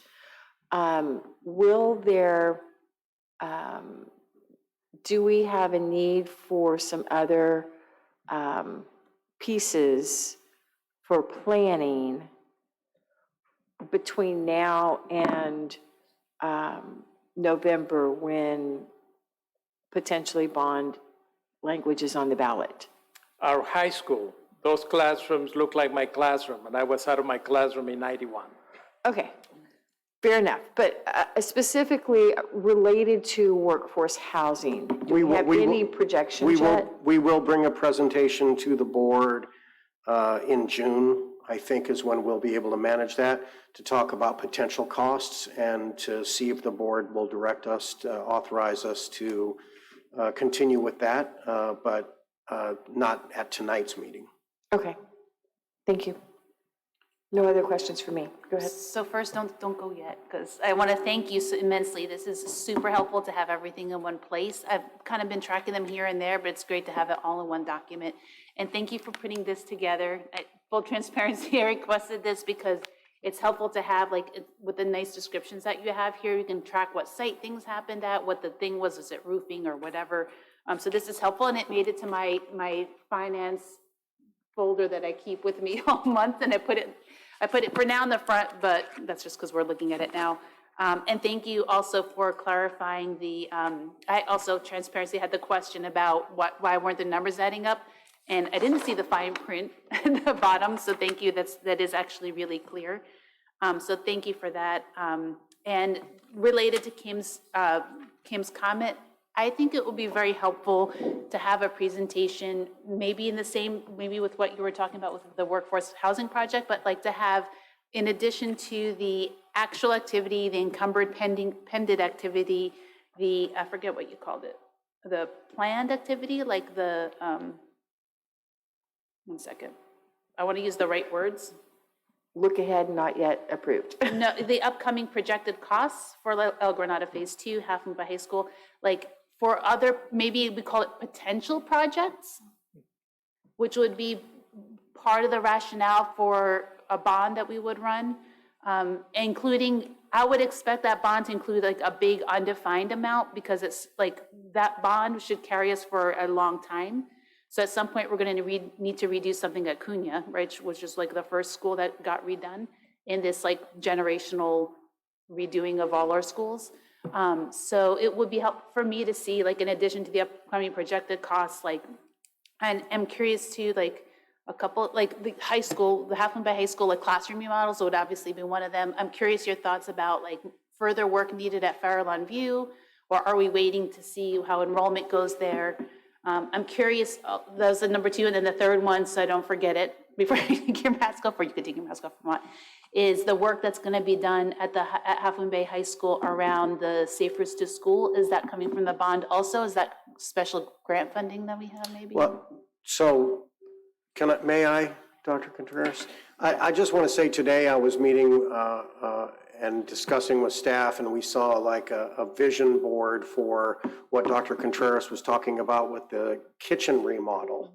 A lot of that is about a Cougar Cafe, kind of improving the outward facing services for students, so they make it a better dining environment, but also upgrading the kitchen. I think we can certainly bring that and renderings of that to share with the board. I think we can bring back more photos that we've shared in pieces about work that has been done at the high school already, particularly with the improvements to ag science, the braiding of funds used for that, the roofing, a lot of roofing work done there. We also had QKA during the facilities master plan work, even though that focus was really on El Granada and Farallon View because of the nature of how debilitated, or I'm not sure the word that I should be used for those sites, how old those sites were. But I do think we do want to bring back tonight, when you are looking at the first read of potential language, ballot language for a parcel tax and bond measure, if you looked at the bond measure, you would see the potential projects, but that would be up to the board in the future once a bond is sort of approved to decide which ones get done. I say that all to say that every time you have a bond, you name a bunch of projects and some things get done and it's based on the board. It's based on staff recommendations. So for example, another thing in the consent calendar, you approved a very small contract for field design because we've heard from the public our fields need work. Well, we know that the only way we're going to pass muster on that with our insurers and with the San Mateo County Council and all the people who make sure that we do things for safety is that we need to hire someone to assess the fields and tell us what they would need required so they can check the box off. We can do the work in that way so the insurers can say, yes, you can actually have students on that field. there's been an impetus, an impulse, a desire, understandably so, for the community to fast track these, but we really have to do them in a safe way. You will also see in the bond language and the potential bond language, we made sure to ask our partners and financial advisors to include fields in that, because we heard the hue and cry from community members, some of them sitting here in this room tonight. So I do think that in future meetings, and I've already talked about this with Dr. Contreras, we will bring back a bigger, a closer look, particularly at the high school. The new bond in many, first of all, in perspective, when I look at the bonds and we showing that, this district, you'll remember honoring Al Avadrano in January, and there was a bond to consolidate the district back in 1962 and build Half Moon Bay High School. And then there's been 3 bond measures since. This district, unlike a lot of districts, has actually not as much bond as other districts do. And that's why you see the deferred maintenance and the reason why El Granada and Farallon View have suffered in the way, languished when other sites have been able to get the work done. I do think the high school is the next big step, and I do think the bond language shows very clearly from the polling that it is about, but you will see in potential projects, but of course that'll be up to the high school to decide, the board to decide in the future about what exact projects will be done, and we'll bring back architectural renderings. We know that one project is an update of the kitchen and the cafeteria student facing and also for service, so that we can also improve food service potentially for the district writ large. And we also know that there are quite a few buildings there that need a refresh, and QKA did do estimates on that, but we will bring that back. Yeah, that will be helpful to just know, like, some of these imminent projects that we know we're gonna need. I'm just throwing out numbers, 5 million for fields, 10 million for classrooms at the high school, 2 million for other improvements at the high school. I'm just throwing out fake numbers, by the way. And then we can say, and then the rest, like 50 million to be determined, but it will include, like, these kinds of things that were in the bond language to be determined in the future. And to be clear, lots of asterisks and caveats, those are not commitments, right? Potential means potential. It's not planned, so we can be really clear in the communications around that. But I think for me, it's helpful to have some sense of, like, what do we think in the next couple years we would want, and then go from there. And as you've, and if I can just talk about that. Well, I'm sorry, but I want to answer the question if I can. I do believe that the fields piece in particular, I don't want to assign any numbers to it, but we know that that is part of phase 3. So when we talk about El Granada, for example, there was a call some time ago, can you do the field? That would be a phase 3 project. We would bring that idea of what that phase 3 looks like, because it's included as future work. We could do that for Farallon View and do those estimates, and we could do that. I think we'll include phase 3 for Farallon View, El Granada, and we will certainly look at the field at Hatch, and we will certainly look at the high school as a majority project, other projects too. So the field planning was in the consent agenda, so we'll have a plan and estimates for Hatch, El Granada, Farallon View. Does that also include upgrades on Cunha? Yeah, I just thank you so much for bringing that up. But yeah, can I finish my question and then you can answer? I thought there was a question mark after that. No. Okay. My question is, what is the estimated timeline for having that estimate? And while I appreciate you naming the field could go into phase 3, the reality is we know we need these fields, and we've talked to parents at every single site that the board could come back. We have options of looking at potentially all of the fields. So You certainly, thank you. Okay, so is it a question or is it rhetorical? Thank you.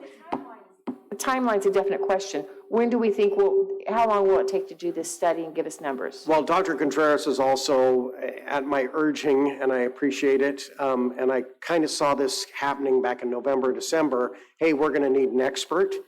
You can't just have, 1,000 flowers bloom and people plant. I'm glad we have this contract. I'm glad it is a very small contract. I'm glad we will have experts, but they will, number one, include Cunha fields, because we've heard loud and clear from Ed Watkins numerous times, you're going to have to do work on the Cunha fields because that turf is coming up at its end of its life in the next year or two probably, or needing help. You will have the fields assessed, the baseball field, the softball field. You'll have all the fields at all your schools assessed, all the athletic facilities. And then I would say, yes, the board always will have the option to tell us to reorder bond operations. That is how we work. If you saw the last slide that Dr. Contreras said, we serve at the pleasure of the board. If the board decides, oh yeah, we're not going to do this project at a certain school that we had slated before, but we want to do this for everybody else, we could. But first of all, like we did with the facilities master plan, people questioned, well, we don't work to, you break ground now. You can't break ground until you have a plan, until you have an architect, until you have construction drawings, until you have estimates. That's what we need to do. And then you can decide, okay, we're going to put something else on pause and do that first.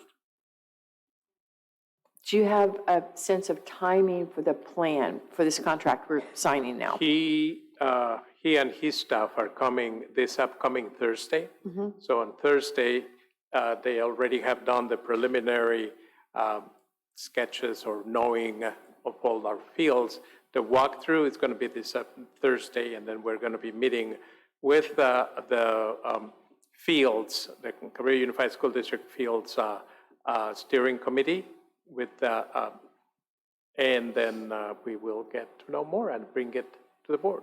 For the public who may have not read this contract or know the whys and wherefores, Dr. Contreras also took pains, and I appreciate you including some contacts that I included there, with AYSO, with Half Moon Bay Soccer, with Half Moon Bay Little League, with teacher representatives. So I do think it's very important that we have our schools involved and we have our community users involved, and I thank you for doing that. But I do think that the question back to when will that be done, I'm not sure about that, but the process is underway. Thank you. Any other questions? I have one. Go ahead. Just two things. Parents and community at Fairlawn View have approached me. One, the kiln. I heard we are losing our kiln when we're getting the remodel done. And of course, when I was looking at the plans, I totally forgot to look at that. So, and then the other thing is our PTO has been wanting to put in a playground, and they have funding for it. They just need like the permits. And anyway, so that's my two questions. Kiln. We have talked about the kiln, which is in existence right now, that has not been used. It's not in use, but during the remodeling of that area, if it is the one that it is right next to the kitchen, that is going to be then Roger and the contractor talked about where that would be located, and that's relocated because that is going to be modernized, that area, but it's relocating. Now, there had been a notion of putting them in the Building C. Building C is not, at Fairlawn View, is not going to be modernized now. That would be, Dr. McPetrich alluded, it's going to be on a phase 3, and we already have a phase 3 cost, an idea on cost. But that is as for that particular kiln. Now, I met with this week with a group of PTO members, and then we went down the process for whatever thing that they could help contribute with, and then what we would need to do. So I did meet with them, and then unless they have any other questions, I think we left it at that. They were going to be letting us know what vendor and what equipment they thought they would be buying, and then we would be costing out and working with architects. I just want to explain again for the public who may not understand, why can't we do things in a particular way? This goes back to what I was talking about before. You need to have architects, you need to have landscape designers, you need to present these materials to the Division of State Architects so they can be approved. That is what is our job to recommend to the board and to take those steps, because otherwise, and I saw an email just yesterday from San Mateo County School Insurance Group, asking about the fields, we had them consult, and they said, you should not be using the fields in their current state. That is the case. That is where the fields have gone over years, and that is why we are doing the plan as we're doing. With regard to what you're talking about, I did speak to the PTO at Fairlawn View also, Carmen, when I visited with them, I think I want to say in February. And I said to them at that time, if they were to fundraise for particular playground equipment, because they had not allocated in their group about how to use their bond funds that you'd approved for that, then we would look at working with architects to have Division of State Architect look at what the process would be. And I want to thank Dr. Contreras also for getting together the playground materials providers and having them able to know, because sometimes what happens too is with the best of intentions, there are occasions when community members, parents, teachers, the best of intentions want to do something and they purchase something that we can't use because it's not deemed safe. So that's always that issue. We had that conversation this week. So I did one question just to loop back. So those improvements that are being made at the Half Moon Bay High School next week with like the crosswalks and stuff that are being put in, I guess that basically comes out of that district, like that category at the bottom of the upcoming projected cost of district-wide capital outlay projects, the 7.355 million. That's because it's probably a pretty small project. But point of Or no? clarification, that's also because every year Safe Routes to School gets a particular grant. That's what I was going to ask you. Or did that come from a grant? In which case, So yay. many of those processes, that one in particularly is going to be mostly grant. Okay. And we don't need to approve that one, or? It's grant. You already approved the grant to receive the grant. Oh, okay. So And we approve that- the receiving the grant. We don't need to approve the contract for the work because it's like small or whatever. Right. That's exactly right, because I think those Safe Routes to School grant monies are less than $50,000. Okay, yeah, it's not a ton of work. Okay, so it's less than 50. Okay. $20,000. But on that point, on the Half Moon Bay High School, I mean, we've heard from parents saying, hey, can we do this project? And I'm just going to lay it out there. One project that was laid out was, hey, can we have this is going to be, I hope I'm not stepping in it, but I'm going to go ahead and air it. Somebody said, hey, on the exit on Lewis Foster Drive, can we make that a right turn only onto Main Street? I said that has to go through the Health and Wellness Committee, the School Site Council, and would have to come to the board and to City Council because it would impact traffic. There's been a traffic study done, but that needs further investigation. And that's when we asked Carlene Foldenauer and the high school, what other projects would you want to do? And that's why they're doing those other projects. Okay, so it would be, you kind of mentioned it earlier, I think it would be to have good to have a presentation at some point around pulling together all the work that's been done at Half Moon Bay High School, because a lot of it's not been obvious, because it's been a little here, a little there. It's not been the major remodel. So that I think that would be helpful. And I also want to appreciate, I think what through this presentation is clear at the program level in terms of the facilities improvement program, if you will, and at the project level, which is each individual project has its phases, which Sean, you outlined very nicely earlier in terms of I forget what you said, contract, whatever, all that stream of activities. I think maybe even having a graphic of that, I'm a visual person, can it be helpful in terms of helping folks understand how a lot of this is an iterative and stepwise process where with the program, the facilities improvement program, you have what's done, that's your actual expenses, what's committed, that's your encumbered expenses, what's planned, which is not committed, but we firmly conceptually agree we're going to do it, and what's potential, which is things like, maybe we'll do this, maybe we'll do that, that'd be cool, but we're not conceptually committed.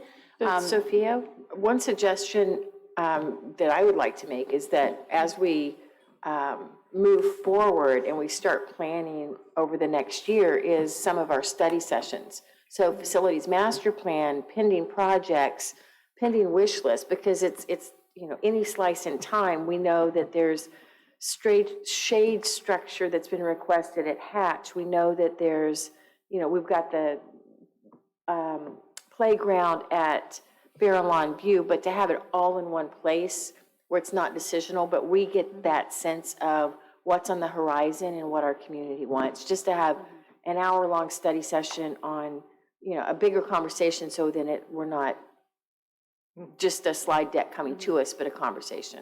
Well, So I think that would be helpful. I do think that Dr. Contreras has worked hard over months and months, and I have heard this before. Why are we having another story told? But these are stories of projects. You need to know what the story of a project is. For example, for the field project is a great one. We heard from community members on this date. We heard from the 5th grade Children's Voice Movement on this date. We convened a contractor, we convened a committee, so a timeline, a story of a project. But back to your point, Sophia, you have to have experts that are experts in fields in particular in this regard. You have to have architects, you have to have landscape architects, you have to submit plans to Division of State Architect, you have to have estimators, you have to create a contract. Sometimes you have to go to bid for a contract, you have to bring the contract to the board, and then you can talk about the projects. We do it in retrospect sometimes, but sometimes people forget that we've also done it in advance to bring it to approval. I will also recommend that the board remember that these projects, when they're bond funds for like El Granada or Farallon View, a certain amount of money gets parked, and then it goes to those schools, and they spend much time, and then we bring it back to you and say, this is what the project's gonna be, but it is really done at the school site by architects, by Dr. Contreras and his colleagues. People miss that step, but sometimes when the project doesn't get done and say, well, why can't we have this project? And we say, well, because you chose that project. But if you want to not do that project or cut corners on that project, that's when we've had, for example, value-added design. We had to do that at Farallon View. The nature of the roof, we had to bring that back shorter, and then we had to have the architect come show you, because otherwise the cost overrun would have exceeded their budget. So it's an iterative process, but we look forward to, number one, I think the story of these plans, the story of budgets, and a constant review of budgets, and the story of our enrollment, which you see in our consent agenda all the time. Hopefully these are things that are been provided to you at your request and will be institutionalized going forward. Thank you. Thank you. Yeah, and just, I was going to say just the last comment too, in terms of the questions, and I know sometimes the public doesn't get to appreciate our processes here when we get the board packet on a Friday and then we have, our board meetings on a Thursday. I think I'll speak for myself, and I know many of us do this, we typically will look through the packet in detail, give staff questions early in the week so that they can either prepare, and if they're not significant, they might just get back to us, but typically they'll inform their presentations when they come to us, and we do that to save time during the course of the meeting. So I would just want to make that very clear to folks that, we're doing a lot of the work to prepare behind the scenes, and I'll ask a bunch of questions that Jesus will weave into his presentations, and I'm appreciative of that, so. Well, I also want to point out to the public and to the board, and remind the board, when we do receive those questions, instead of answering them just for the board, we try to answer them in the meeting, because we respect the Brown Act's intent, which is that the public is going to receive materials at the same time as the board. And methodology, we can also, for the board, if it's, again, maybe not every little detail, but if a board member asks a question, other boards will actually, we send it a written question in, the entire board can get the answer. And so that can also help educate us as we go along. And I think my point was that we don't get it written, that we get it during the presentation. It's woven into the presentation. It's a lot more, to me, contextualized. Well, our intent to do that is to both edify the board and edify the public at the same time in this kind of forum. When we get asked questions about the agenda, sometimes I'll answer questions for board members, but I would err on the side of, thank you for your questions. I'll share them with staff. They'll be prepared to answer, because we want the public and the board to get that information. With respect to what you just said, Kim, there are times when you will ask me questions, or another board member will ask me questions and then say, can you share this with the rest of the board? Or I'll say, hey, one of you shared this with me. I want to give you an answer. Here's the questions. But we try not to do that on an agendized item, because we're trying to heed the Brown Act and not be accused of a Brown Act violation. And it's a And way, it's different interpretations there, but we will keep working on those to make meetings efficient. So, well, I'm just following what I've heard about from legal advice about how we, but certainly. and we'll keep working with our attorneys too. So thank you so much, Jesus. And let's move on to item 5F, first reading of ballot language of potential parcel tax and go bond measures. No, I'm actually introducing here. I want to bring up Meredith and Joe from Dennis Walver and Kelly, and from Dale Scott and Company. You heard from Joe at the last meeting about polling, engaging public opinion on the potential of a GO bond and a parcel tax, and Meredith has helped with that language. This has all been presented in the board packet, but I think they're going to give a high overview of this, and I'll leave it to Joe and Meredith. Thank you. Again, this is where we so much depend on experts, because the language, Meredith, thank you, and Joe, thank you. Getting something on a ballot is something that I could not do. So I'm Meredith, and that's Joe, in case you were curious. So I want to walk you through the two resolutions that are in what I would call substantially final draft form. So And can I make just one quick request? If you could step a little closer to the mic so we can hear, but also the video. Sure. Thank you so much. So the resolutions are in what I call substantially final draft form. Everything that needs to be incorporated is in them.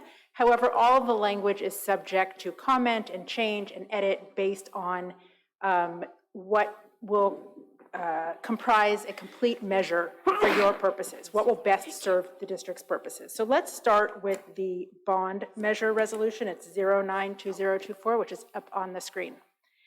This is, and this is an excellent segue, a corollary to Measure S and Measure M. This would be asking district voters to authorize a chunk, if you will, of bond authorization. It's not actual funds that come to the district yet. It's simply the voters saying, yes, you can, when you are ready, issue bonds. And we agree to repay those bonds from property taxes. So the resolution starts off with the recitals, which is really the way we tell the story of the measure. Why is the district putting this bond measure on the ballot? Why is it necessary? What has caused us to come to this place where we're requiring bond funds? And I like it. I like to make it colorful because I think it's helpful if someone is looking back at this resolution after if you decide to approve it at a subsequent meeting. It's helpful for someone who might be reading the resolution to understand what its purpose is. So you can either give me feedback now, or you can transmit that feedback at a later time to your superintendent as to the recitals, if you think there are things that can be added there that might help someone who is looking back at this resolution.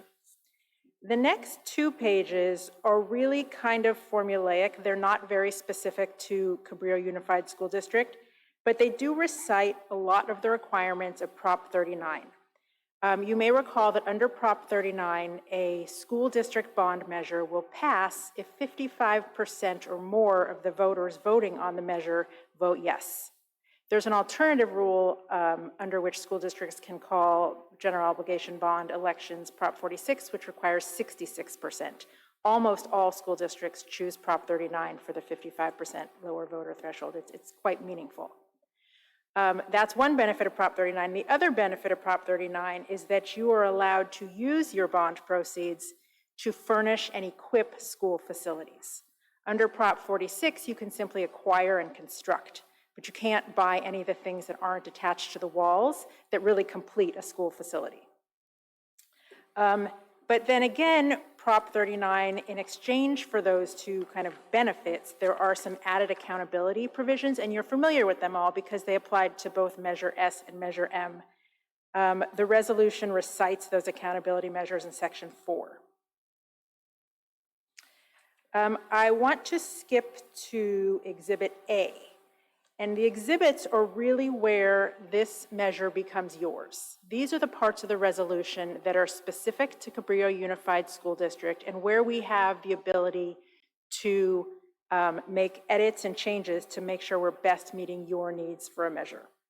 So Exhibit A is the 75-word ballot label, we call it, that will actually appear in the ballot when a voter goes to vote. We used to go to a polling place and stand in a little box. Now most voters do it at home. We vote by mail in California. So when voters get their ballot at home, they're going to see these 75 words, and you see there's a question mark at the end because it is a question, and they vote yes or they vote no. Some of this language is required by the Education Code or by the Elections Code, but really the first kind of half is where we have the flexibility, where we attempt to describe in broad strokes, because we're very limited on words, the projects that the district intends to undertake with its bond proceeds. You'll also see that, of course, it mentions the total dollar amount of bond proceeds, and here we have $153.4 million in bond proceeds. There are some required references to the tax levy. So the next, I'm in line 1, 2, 3, 4, 5, 6, towards the end. Average levies below $55 per 100,000 of assessed valuation. That's notable because the legal limit is actually 60. We're telling voters that we're going to keep the levies to about $55. These are estimates, again, just to let you know. The only dollar amount in the 75-word ballot measure that is fixed and is a promise to the voters is the $153.4 million. The description of tax levies are estimates based on reasonable projections using historic performance of assessed valuation to predict what future performance might be. And then, of course, we have to mention that there will be citizens oversight, because the Oversight Committee is another required accountability measure of Proposition 39, and audits, an annual audit. There's the financial audit and the performance audit that are required under Prop 39. Let's move on to Exhibit B. This we call the full ballot text, and this entire Exhibit B will be printed in the sample ballot pamphlet that gets mailed home to voters. They will see this in the section that describes the Cabrillo GEO bond measure. And you'll see at the top there the key findings. Again, that's kind of color that a voter can read to understand why the measure is on the ballot. If you have any comments there or things you want to see added, that's helpful. Then we go through the accountability measures, which are required by statute. We don't have any flexibility there. But I'm going to turn your attention to B2. And you'll see in all caps bold, it says bond project list. This is another function of Prop 39. Under Prop 39, voters are required to be given the actual list of specific projects that the bond proceeds will be spent on to review prior to casting their ballot. So, in other words, anything on this list, and it goes from B2 through I believe it's 5, that comprises B6, your project list. So I will get a call from your superintendent saying, we have a change in our priorities and we'd like to spend the monies on X. I go back to your bond project list and I review it to make sure it's on there. And if it is, I will say, yes, you can spend the monies on that. If it's not, I will say, no, you cannot spend the monies on that because you did not tell the voters when they voted on the measure that it was something you intended to spend bond proceeds on. So it's important that we make sure that this bond project list reflects both your current priorities as well as any other things that you might foresee as being possibly needed to spend bond proceeds on. I just want to step in and as a matter of anecdotal example, we have done this before. We have had to call Dennis Walver and Kelly and say, we've got a problem. Is this a righteous expense that we can use? I think technology costs were an example of this, particularly during COVID. So it is important that we get the project list. And I will say that you will see in the project list a lot of things that we've been talking about in the last 20 minutes of conversation about technology projects, roofs, kitchen, cafeteria, et cetera, et cetera. Yeah. And we also, I know that there was a survey done, and it's important both to meet your needs as a legislative body of the district in deciding where you want the district to go and the facilities needs that you have. But it's also important that we take input from the community and we understand what their priorities are for the district. And we made sure that in drafting this project list, their expectations and their responses to the survey were included here also. And I will just add another anecdotal level, but wait, there's more. Even though we had certain polling done and we sort of got measures their interests on the polling, we also made sure that we were hearing, hey, the fields need work. And so we made sure to put that in there also. Right. And it's important that we craft a measure that voters will respond to, that the community will say, yes, those are the things that we think are important for our school district. The last piece of this resolution is Exhibit C. It is called the tax rate statement. This is also printed in the sample ballot that voters get at home, and it provides them with some information about the impact that approving the bond measure will have on their taxes, because as we know, general obligation bonds are repaid from property taxes within the boundaries of the district. So the first paragraph, numbered 1, gives the average annual tax rate. So over the life of the bonds that are issued under this new measure, what is the average annual tax rate? And you'll see here that it says it's $54.19 per $100,000 of assessed value. And assessed value is the county tax roll value, not market value. The second paragraph recites the highest tax rate, which is that legal limit of $60 per 100,000. It also mentions the fiscal years in which that tax rate is expected to be levied. And again, these are estimates and expectations based on past assessed valuation changes. Number 3 is really a big estimate, but because we really don't, when you issue bonds, they are at a market rate, and bonds may be issued from 5 to 10 years out in the future. We don't know where the interest rate markets are going to go. But Joe and his team have calculated that number to be about $270 million. Anything you want to add about the bond measure resolution? Okay. Any questions or comments on the bond measure resolution?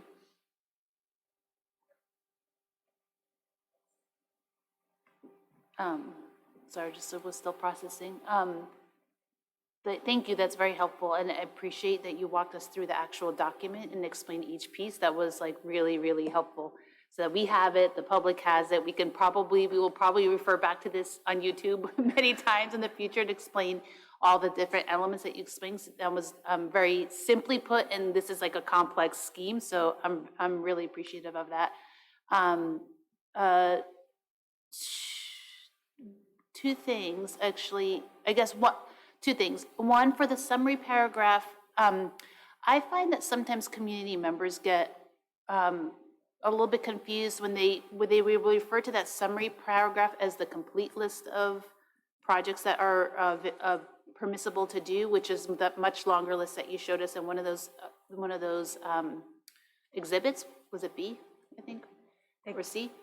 Whichever one it was. So Exhibit A is the ballot label. It's 75 words. Yes. And it has a short, very short description of like a high view overview of projects.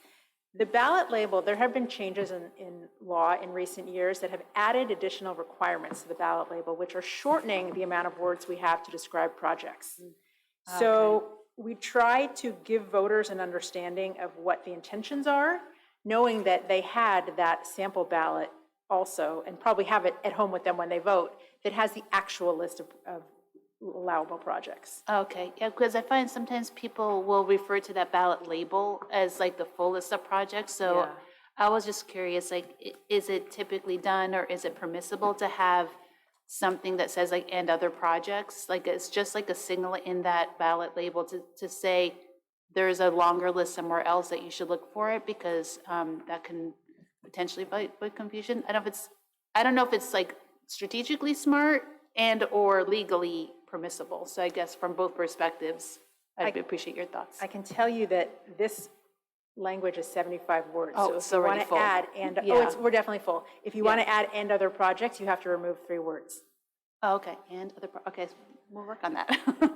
So I guess, what do you think in terms of kind of like strategically from the perspective of surveys and voter perspectives? It strikes me that there's room for explanation, and that rather than losing those 3 words that have been carefully crafted, I think I would try to explain to a potential voter that there's actually, if you go to the resolution in Exhibit B, there's a full list of projects that actually lasts at least 3 pages. All right, I'll see. Yeah, thank you. So I have a question, because I know that there's been a lot of, in our neighborhoods, questions about workforce housing. And I appreciate that it actually was something that actually polled well. But Dr. McPetridge, when we look at this, that's really not the highest percentage of, the bulk of the bond funds here, the vast majority will be for school projects. And I'm just wondering how to, it may not be that we communicate it in that language.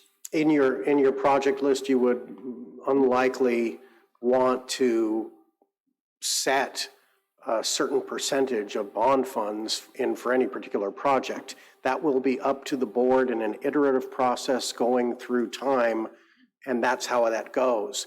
That said, I believe that $150 million, a majority of that would be spent on schools. I am almost certain that this board and this community will insist that a vast majority of that money is spent. I don't want to use the word vast because people will say, well, what is that, 50%, 60%, 70%? But I'm certain that this board and this community will be spending a majority of that funding on schools, facilities, on Half Moon Bay High School, on Phase 3 projects, on Fields projects, et cetera, et cetera. I do believe that the project list does include workforce housing, and that will be up a decision, just like the presentation that Dr. Contreras gave before, where staff will present you information and say this is what it will cost, and the board will then have the choice to respond to that.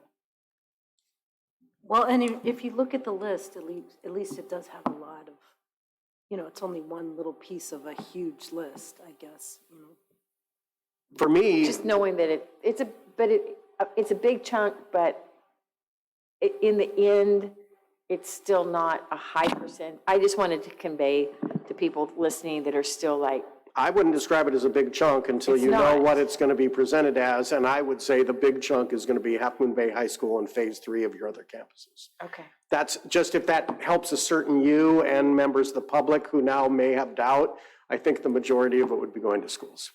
Well, clearly. I still see I still think it's also a high value item and for the community. I agree with you, and the polling said that most certainly, but even when we heard from our workforce housing, a vast majority of it, or a majority of that funding, would be going to school improvement projects.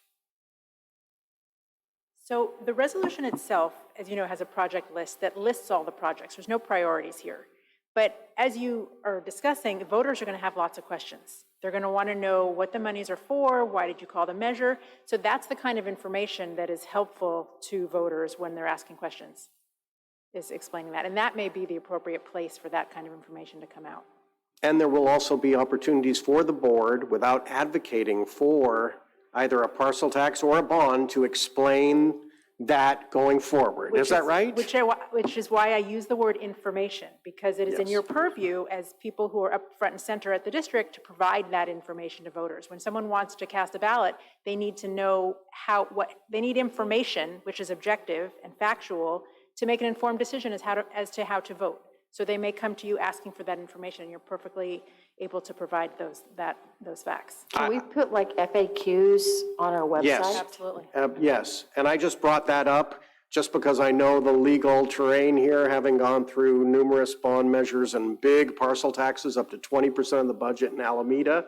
We often did information on websites, mailers, presentations that we would hold, community work sessions, study sessions. And you know that I'm always kind of very concerned about legal appearances. For me, it's always very important to say I cannot advocate for a particular measure once it's on the ballot. I can advocate going forward until it's on the ballot, but once it's on the ballot, a superintendent and a board member really need to be able to say, we'll provide you information, you decide. That's correct. But we are within our jurisdiction and our purview, and it is our responsibility to provide information to the public, whether it's written, internet, or in person. And there really isn't any other source of information. You all are the experts when it comes to a potential bond measure, and anyone who wants information is best served coming to you folks. But I will also say that we do depend on our friends, our legal advisors, to tell us, hey, is this legitimate and kosher for us to send out? We like to review those materials. Shall I move on to the parcel? I did have a question, actually, now that I look at my question list. In the list of schools, it doesn't have our preschool or our alternative high school on there. I mean, is that just because, should that be on there? Well, I think, I do think this is interesting, It right? doesn't mean that money can't be spent on them, right? Well, I think the reason why you see all the school names in particular is because it resonates with voters more to name particular schools. And Pilarcitos and Los Listos, I will also say, have benefited, as has La Costa Adult School. Pilarcitos and La Costa Adult School are in a beautiful, renovated, modernized, new building. Yeah, And I think the question is more like, does that preclude us from making improvements at those sites if we need to?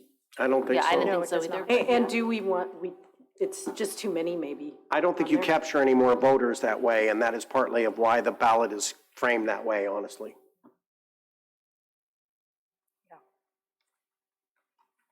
We can move the parcel tax now. Okay. So a parcel tax is different from a bond measure in that if voters approve it, the county will automatically, if you will, start levying a fixed charge on each parcel in the district. So the monies become accessible to you immediately. There isn't any other action necessary on your part. So the parcel tax resolution in front of you is actually a replacement of Measure I. So as you know, Measure I is a $150 parcel tax that will expire in 27-28. That will be the course of its 8-year term. The resolution here would create a new 8-year parcel tax starting in 24-25, July 1, of $185. And as you can see in this resolution, we start off with the whereas clauses similar to in the bond measure. It goes through the requirements for we call it a special tax under the government code is actually the legal name for it, but we like to call it a parcel tax because it is levied per parcel. And then again, the exhibits are really where the tax measure becomes yours. So again, on Exhibit A, we have that 75-word ballot label, which is what voters will see when they decide to vote yes or no on the parcel tax measure. You can see here that in the ballot label, it mentions that it is expected to raise approximately $2 million per year based on a $185 per parcel tax for 8 years. Unlike a GEO bond where there are no exemptions, it's levied on all taxable property. Parcel taxes actually do have exemptions if a person applies for it. It's not automatic, but if a senior citizen or certain low-income individuals apply for an exemption, they are eligible to receive that exemption, and that will apply to this parcel tax as well, and that's mentioned in the 75 words. On Exhibit B, we go, and we'll start noticing some similarities that come from the election code. This is the full ballot text, which is printed in the sample ballot that gets mailed home to voters. We again go through the recitals, and then we turn to, we call it terms for a parcel tax. There is a project list, although it's a little bit different from a bond project list in that parcel tax monies are not really restricted. They go into the district's general fund, and they can be applied for any of the purposes listed in this under purpose in bold that is described here, which really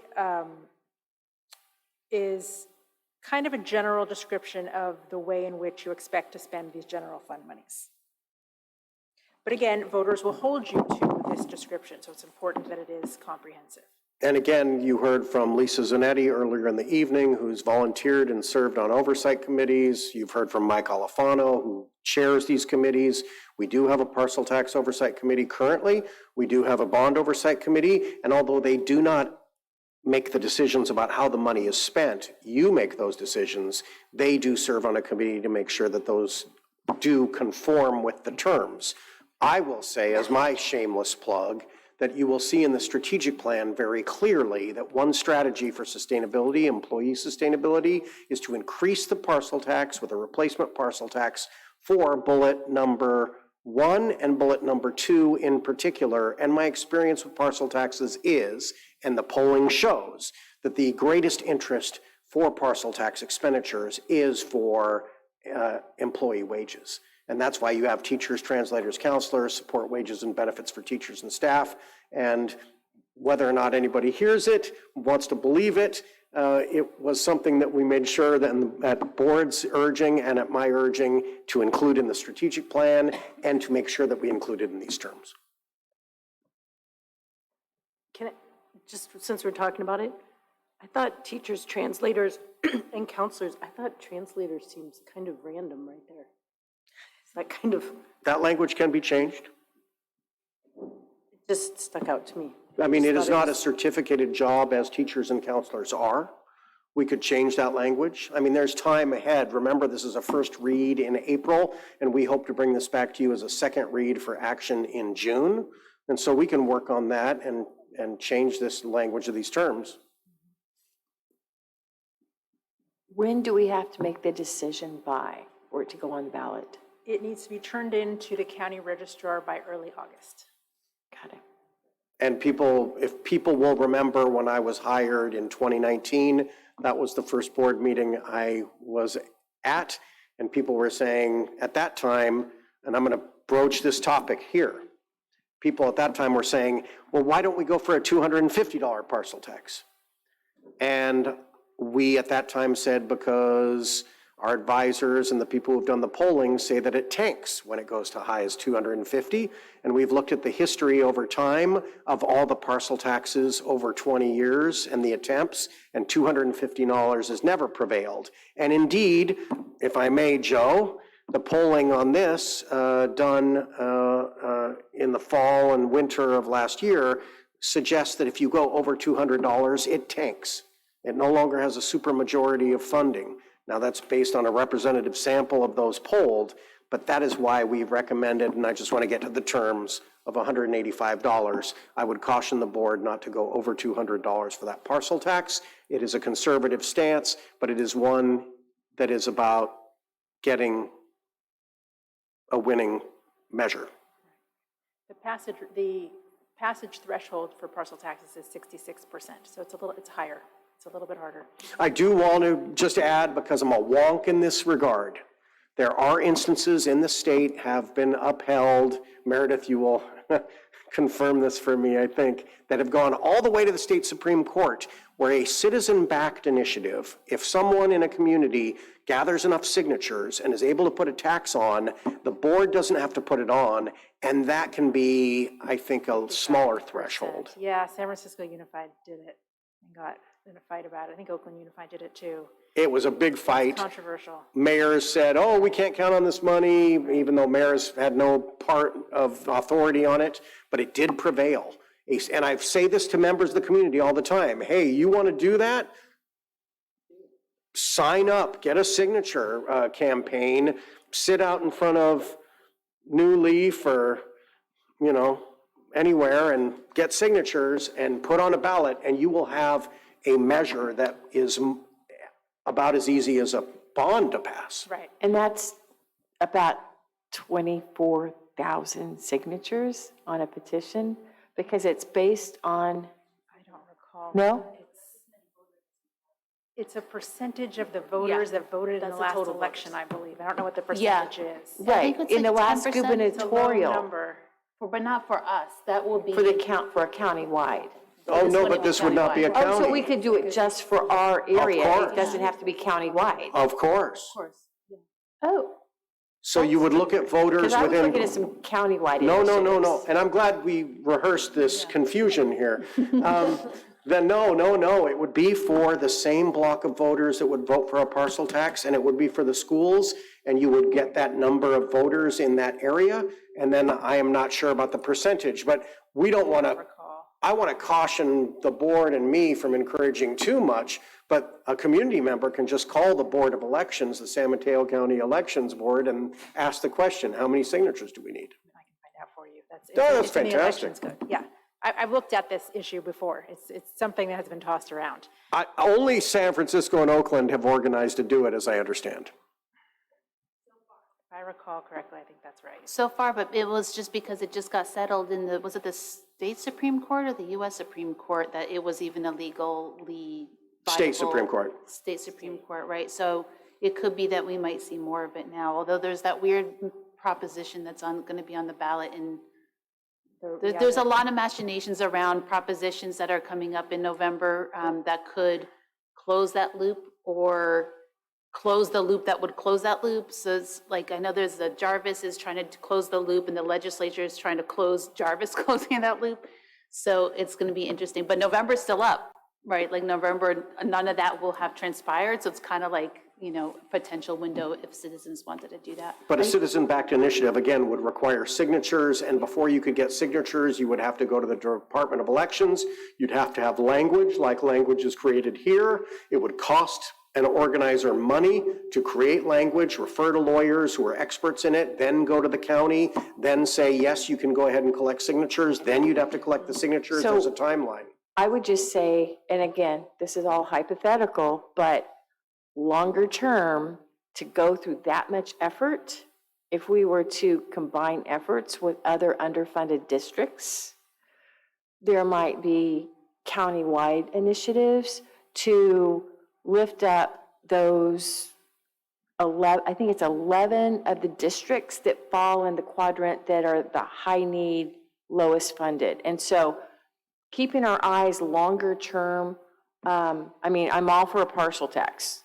Absolutely, because I think it's beneficial to us. And so I don't want to dilute that conversation. However, I think it's really important that we keep conversations going and not turn away from the bigger issue that's systemic about being underfunded. On a both end, I agree with that entirely. I think you have to do local funding measure, which is more pragmatic and more kind of immediate and local. And you also have to look at state funding and maybe a meso approach, which is what you're talking about. So I agree. I would just also be curious, are parcel taxes something you can run countywide, or I thought that you can? Okay. Again, for a citizen-backed initiative, however, you would then require more signatures. So it complicates it, but if, for example, Pacifica, and let's use this example, two of the lowest funded districts are Pacifica and Cabrillo on the coast side. If Pacifica and Cabrillo wanted to combine forces, and if their citizens wanted to raise a citizens-based parcel tax for a lot of different things, they could do that, and then that money would be just for those communities based on those voters' wishes, and a citizen-backed initiative would have a lower than supermajority 67.667% majority. Well, that's my question. Do you know what is the threshold for a citizen-backed initiative by any chance? 55%. 55? Okay, I missed that part. Okay. And this is where, in a conversation I had with Ray Mueller recently, we were looking at if you had to make up the difference between the 300 million plus that is going to get turned into excess education revenue this year. It was raised under our taxes for education, but because the formulas don't keep it in the schools, it feeds municipalities, our counties and cities. And they've become dependent on that. So how do you make up that difference? And so again, there are other stories to tell, and I think it's really important. So, thanks. I'm curious if you have an experience seeing districts craft parcel text language around staff or compensation increases per se, or does that just get too complicated because like increased staff compensation increases are also negotiable, and so you'd have to like line everything up? Do you mean having the parcel tax contingent on staff increases? No, like would you write it to say it will be increasing staff compensation? Yes, and typically they usually do. I think ours does here. Well, under the terms where it describes attracting and retaining qualified. But it doesn't say increasing wages, it's just support wages, which just means that you would have to use it for the wages, right? Which makes sense, that's like our current one is. And I ask that because I think it'd be a cool idea, but I don't know how it would work. That's why I was kind of curious about like the increasing as opposed to using it for this. I think it's probably just a matter of language. I think it works. So Yeah. assuming that the polling shows that that is something that would be favorable to voters. Okay.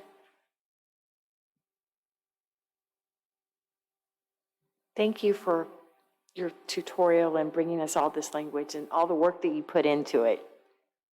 That's a lot of intense writing. Thank you. I want to thank Joe and Meredith for getting us to this place for this first reading. And I think what we will do is I'll ask the board for direction going forward, and we will bring it back to you and then see what staff can recommend in June, because it would be great if we could actually have a second read and have the board vote on this in June as opposed to waiting to August.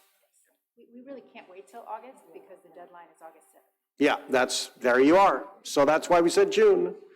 Thank you, Meredith. Thank you, Joe. And I think Meredith may stay. Okay, bless you. And next on the agenda, 5G, Resolution 11, 2024, authorizing the execution of the commercial energy and natural gas procurement agreement effective July 1, 2024. This resolution is for the board to authorize us to sign with natural commercial energy so that we can procure, so we can get our gas. SPUR, which is the agency that we were doing business with, is no longer going to be after one that is going to be doing with JPA for school districts. And we have up until June 30th to make a decision to see how we're going to be doing the procurement. Currently under SPUR, we were having 40% fixed rate per term, and then 60% of that was variable depending on market. Purchasing from PG&E is 100% variable. The opportunity that we have with commercial energy is if we sign up with them for 1 year, it's a 1 year, and it is fixed. It's a fixed rate, which helps us for the only variable is the amount of energy that we use. But the rate stays the same, but if we use more therms, we use more gas, then we pay more. But the rate stays the same. So that, from budgeting purposes, really helped us, and that we have for right now for 1 year, it is one that we could really use as we move from SPUR to this natural gas procurement. So this is a resolution for 1 year, and we're asking authorization to proceed. Before we do the motion, there was a small update to the core contract, and I was adding the expiration date. And let me tell you why that is. Because one of their procedures is that immediately that it gets priced just as of today, and tomorrow we can then exercise. That's part of the practice, just what is going to be the fixed price. Now, one of the things why they do this is because it's part of the market, and we start as of today, 1-year commitment. What we have in this signing up with them is that they are also the ones who procure gas for hospitals and school districts. So it's a broader organization that can secure a fixed price for 12 months. So a year from now, we would be coming back to you and say, okay, may we do this again? And if that is exactly what we want to do. So any questions? It is. Just to explain why we're doing it, Spur is going out of business. They're no longer going to do this business. This has been the way of doing business for many school districts for many years. This was rather sudden. And as I understand it, Dr. Contreras, you actually looked at other contracts also, and this was the most favorable to the district. As an energy contract, it is something that is within the purview of us to present and recommend in this way. We need a motion and a second. I'll move. Second. Thank you, Lisette. Do we have any comments, questions? No? Okay, so we move to roll call. Mary Beth, did you have a question? I just, Spur just quit on their gas, right? They're still doing the rest of our stuff, right? Gas, only Just gas. the gas, Just Spur the gas, quit. They're still, yes. yeah. Okay, roll call. Kimberly? Aye. Carmen? Aye. Lisette? Aye. Mary Beth? Aye. Sophia? Aye. Passes 5-0. Thank you. That brings us to item 5H, Resolution 1224, authorizing the issuance and sale of general obligation bonds. Actually, Meredith stayed with us in case there are questions also on this. And this is one that I mentioned earlier, $24 million, and we are going to be going out to sell. And Meredith can walk us through the details. If you have any questions, it's basically sale of bonds. Yeah, there aren't too many details. It's fairly straightforward, despite the fact that the resolution is kind of long. It recites a bunch of legal requirements. There was also a document attached to the docket called the Bond Purchase Agreement. That's the contract that the district will enter into with what we call an underwriter. It's basically a bank that is going to go out and negotiate with investors on your behalf, because it's not something that we're able to do, right? We don't necessarily talk to people who might want to buy municipal bonds, investors.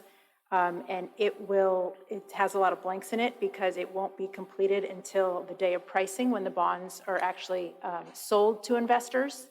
But it will set forth the terms of the bonds, the principal amounts, the maturity dates, the interest rates, and that will all be finalized. I will complete the blanks, and then it will be executed and the bonds will be sold. So, any questions? Before we move to questions, we need a motion and a second. I'll make a motion. I'll second. Thank you, Sophia. Thank you, Carmen. We need a roll call vote for this. And just a question, or actually, Yeah, I don't know if it's a before- question or a comment more, but I appreciate you looking back at the Series B bonds too and refunding them as well for a better rate. Like, yay. Thanks. Then we move to roll call. Kimberly? Aye. Carmen? Aye. Lisette? Aye. Mary Beth? Aye.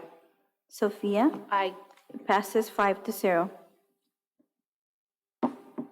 Thank you. Next up is I'm getting bug-eyed now. Resolution 13-2024, authorizing the issuance and sale of one or more series of its 2024 general obligation refunding bond. So these are also bonds, but a different flavor, if you will. They are refunding bonds, which means that when the bond is issued, rather than the monies being deposited in the district's building fund, the monies will be used to pay off an outstanding series of bonds, kind of like a mortgage. The one major difference between refunding bonds and a mortgage is that we cannot extend the term an additional 30 years. You can only issue refunding bonds with a term that is exactly the same as the term of the bonds that are being refunded. So we're not stretching out the loan. The loan term will stay the same. We're simply issuing new bonds at a lower interest rate to replace the older bonds that have a higher interest rate, which will result in taxpayer savings. All of the savings are borne by the residents and the homeowners and the taxpayers in the district. Do I have a motion to approve? So moved. Second? Second. Thank you. Questions? No, sorry, I thought these were one item before, which is why I commented on it earlier, but thank you. Okay, this is roll call. Kimberly? Aye. Carmen? Aye. Lisette? Aye. Mary Beth? Sophia? Aye. Passes 5-0.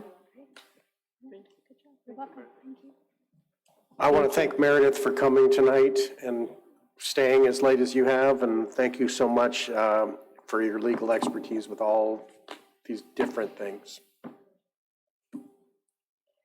So future events, April 13th, special board meeting, that's this weekend, closed session beginning at 10 a.m. April 15th through 19th, spring break. Enjoy that time for those that have kids. April 25th, El Granada Elementary Open House, 5 p.m. April 26th, Staff Development Minimum Day. April 28th, special board meeting, closed session district office. And we'll figure out the time to start this Saturday. May 9th, regular board meeting, Cunha Intermediate School, 6 p.m.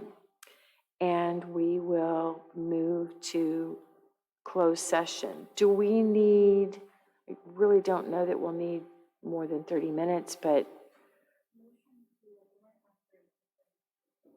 motion to adjourn after we finish with closed session. Okay. I second that. Thank Is you. that your motion? Yeah.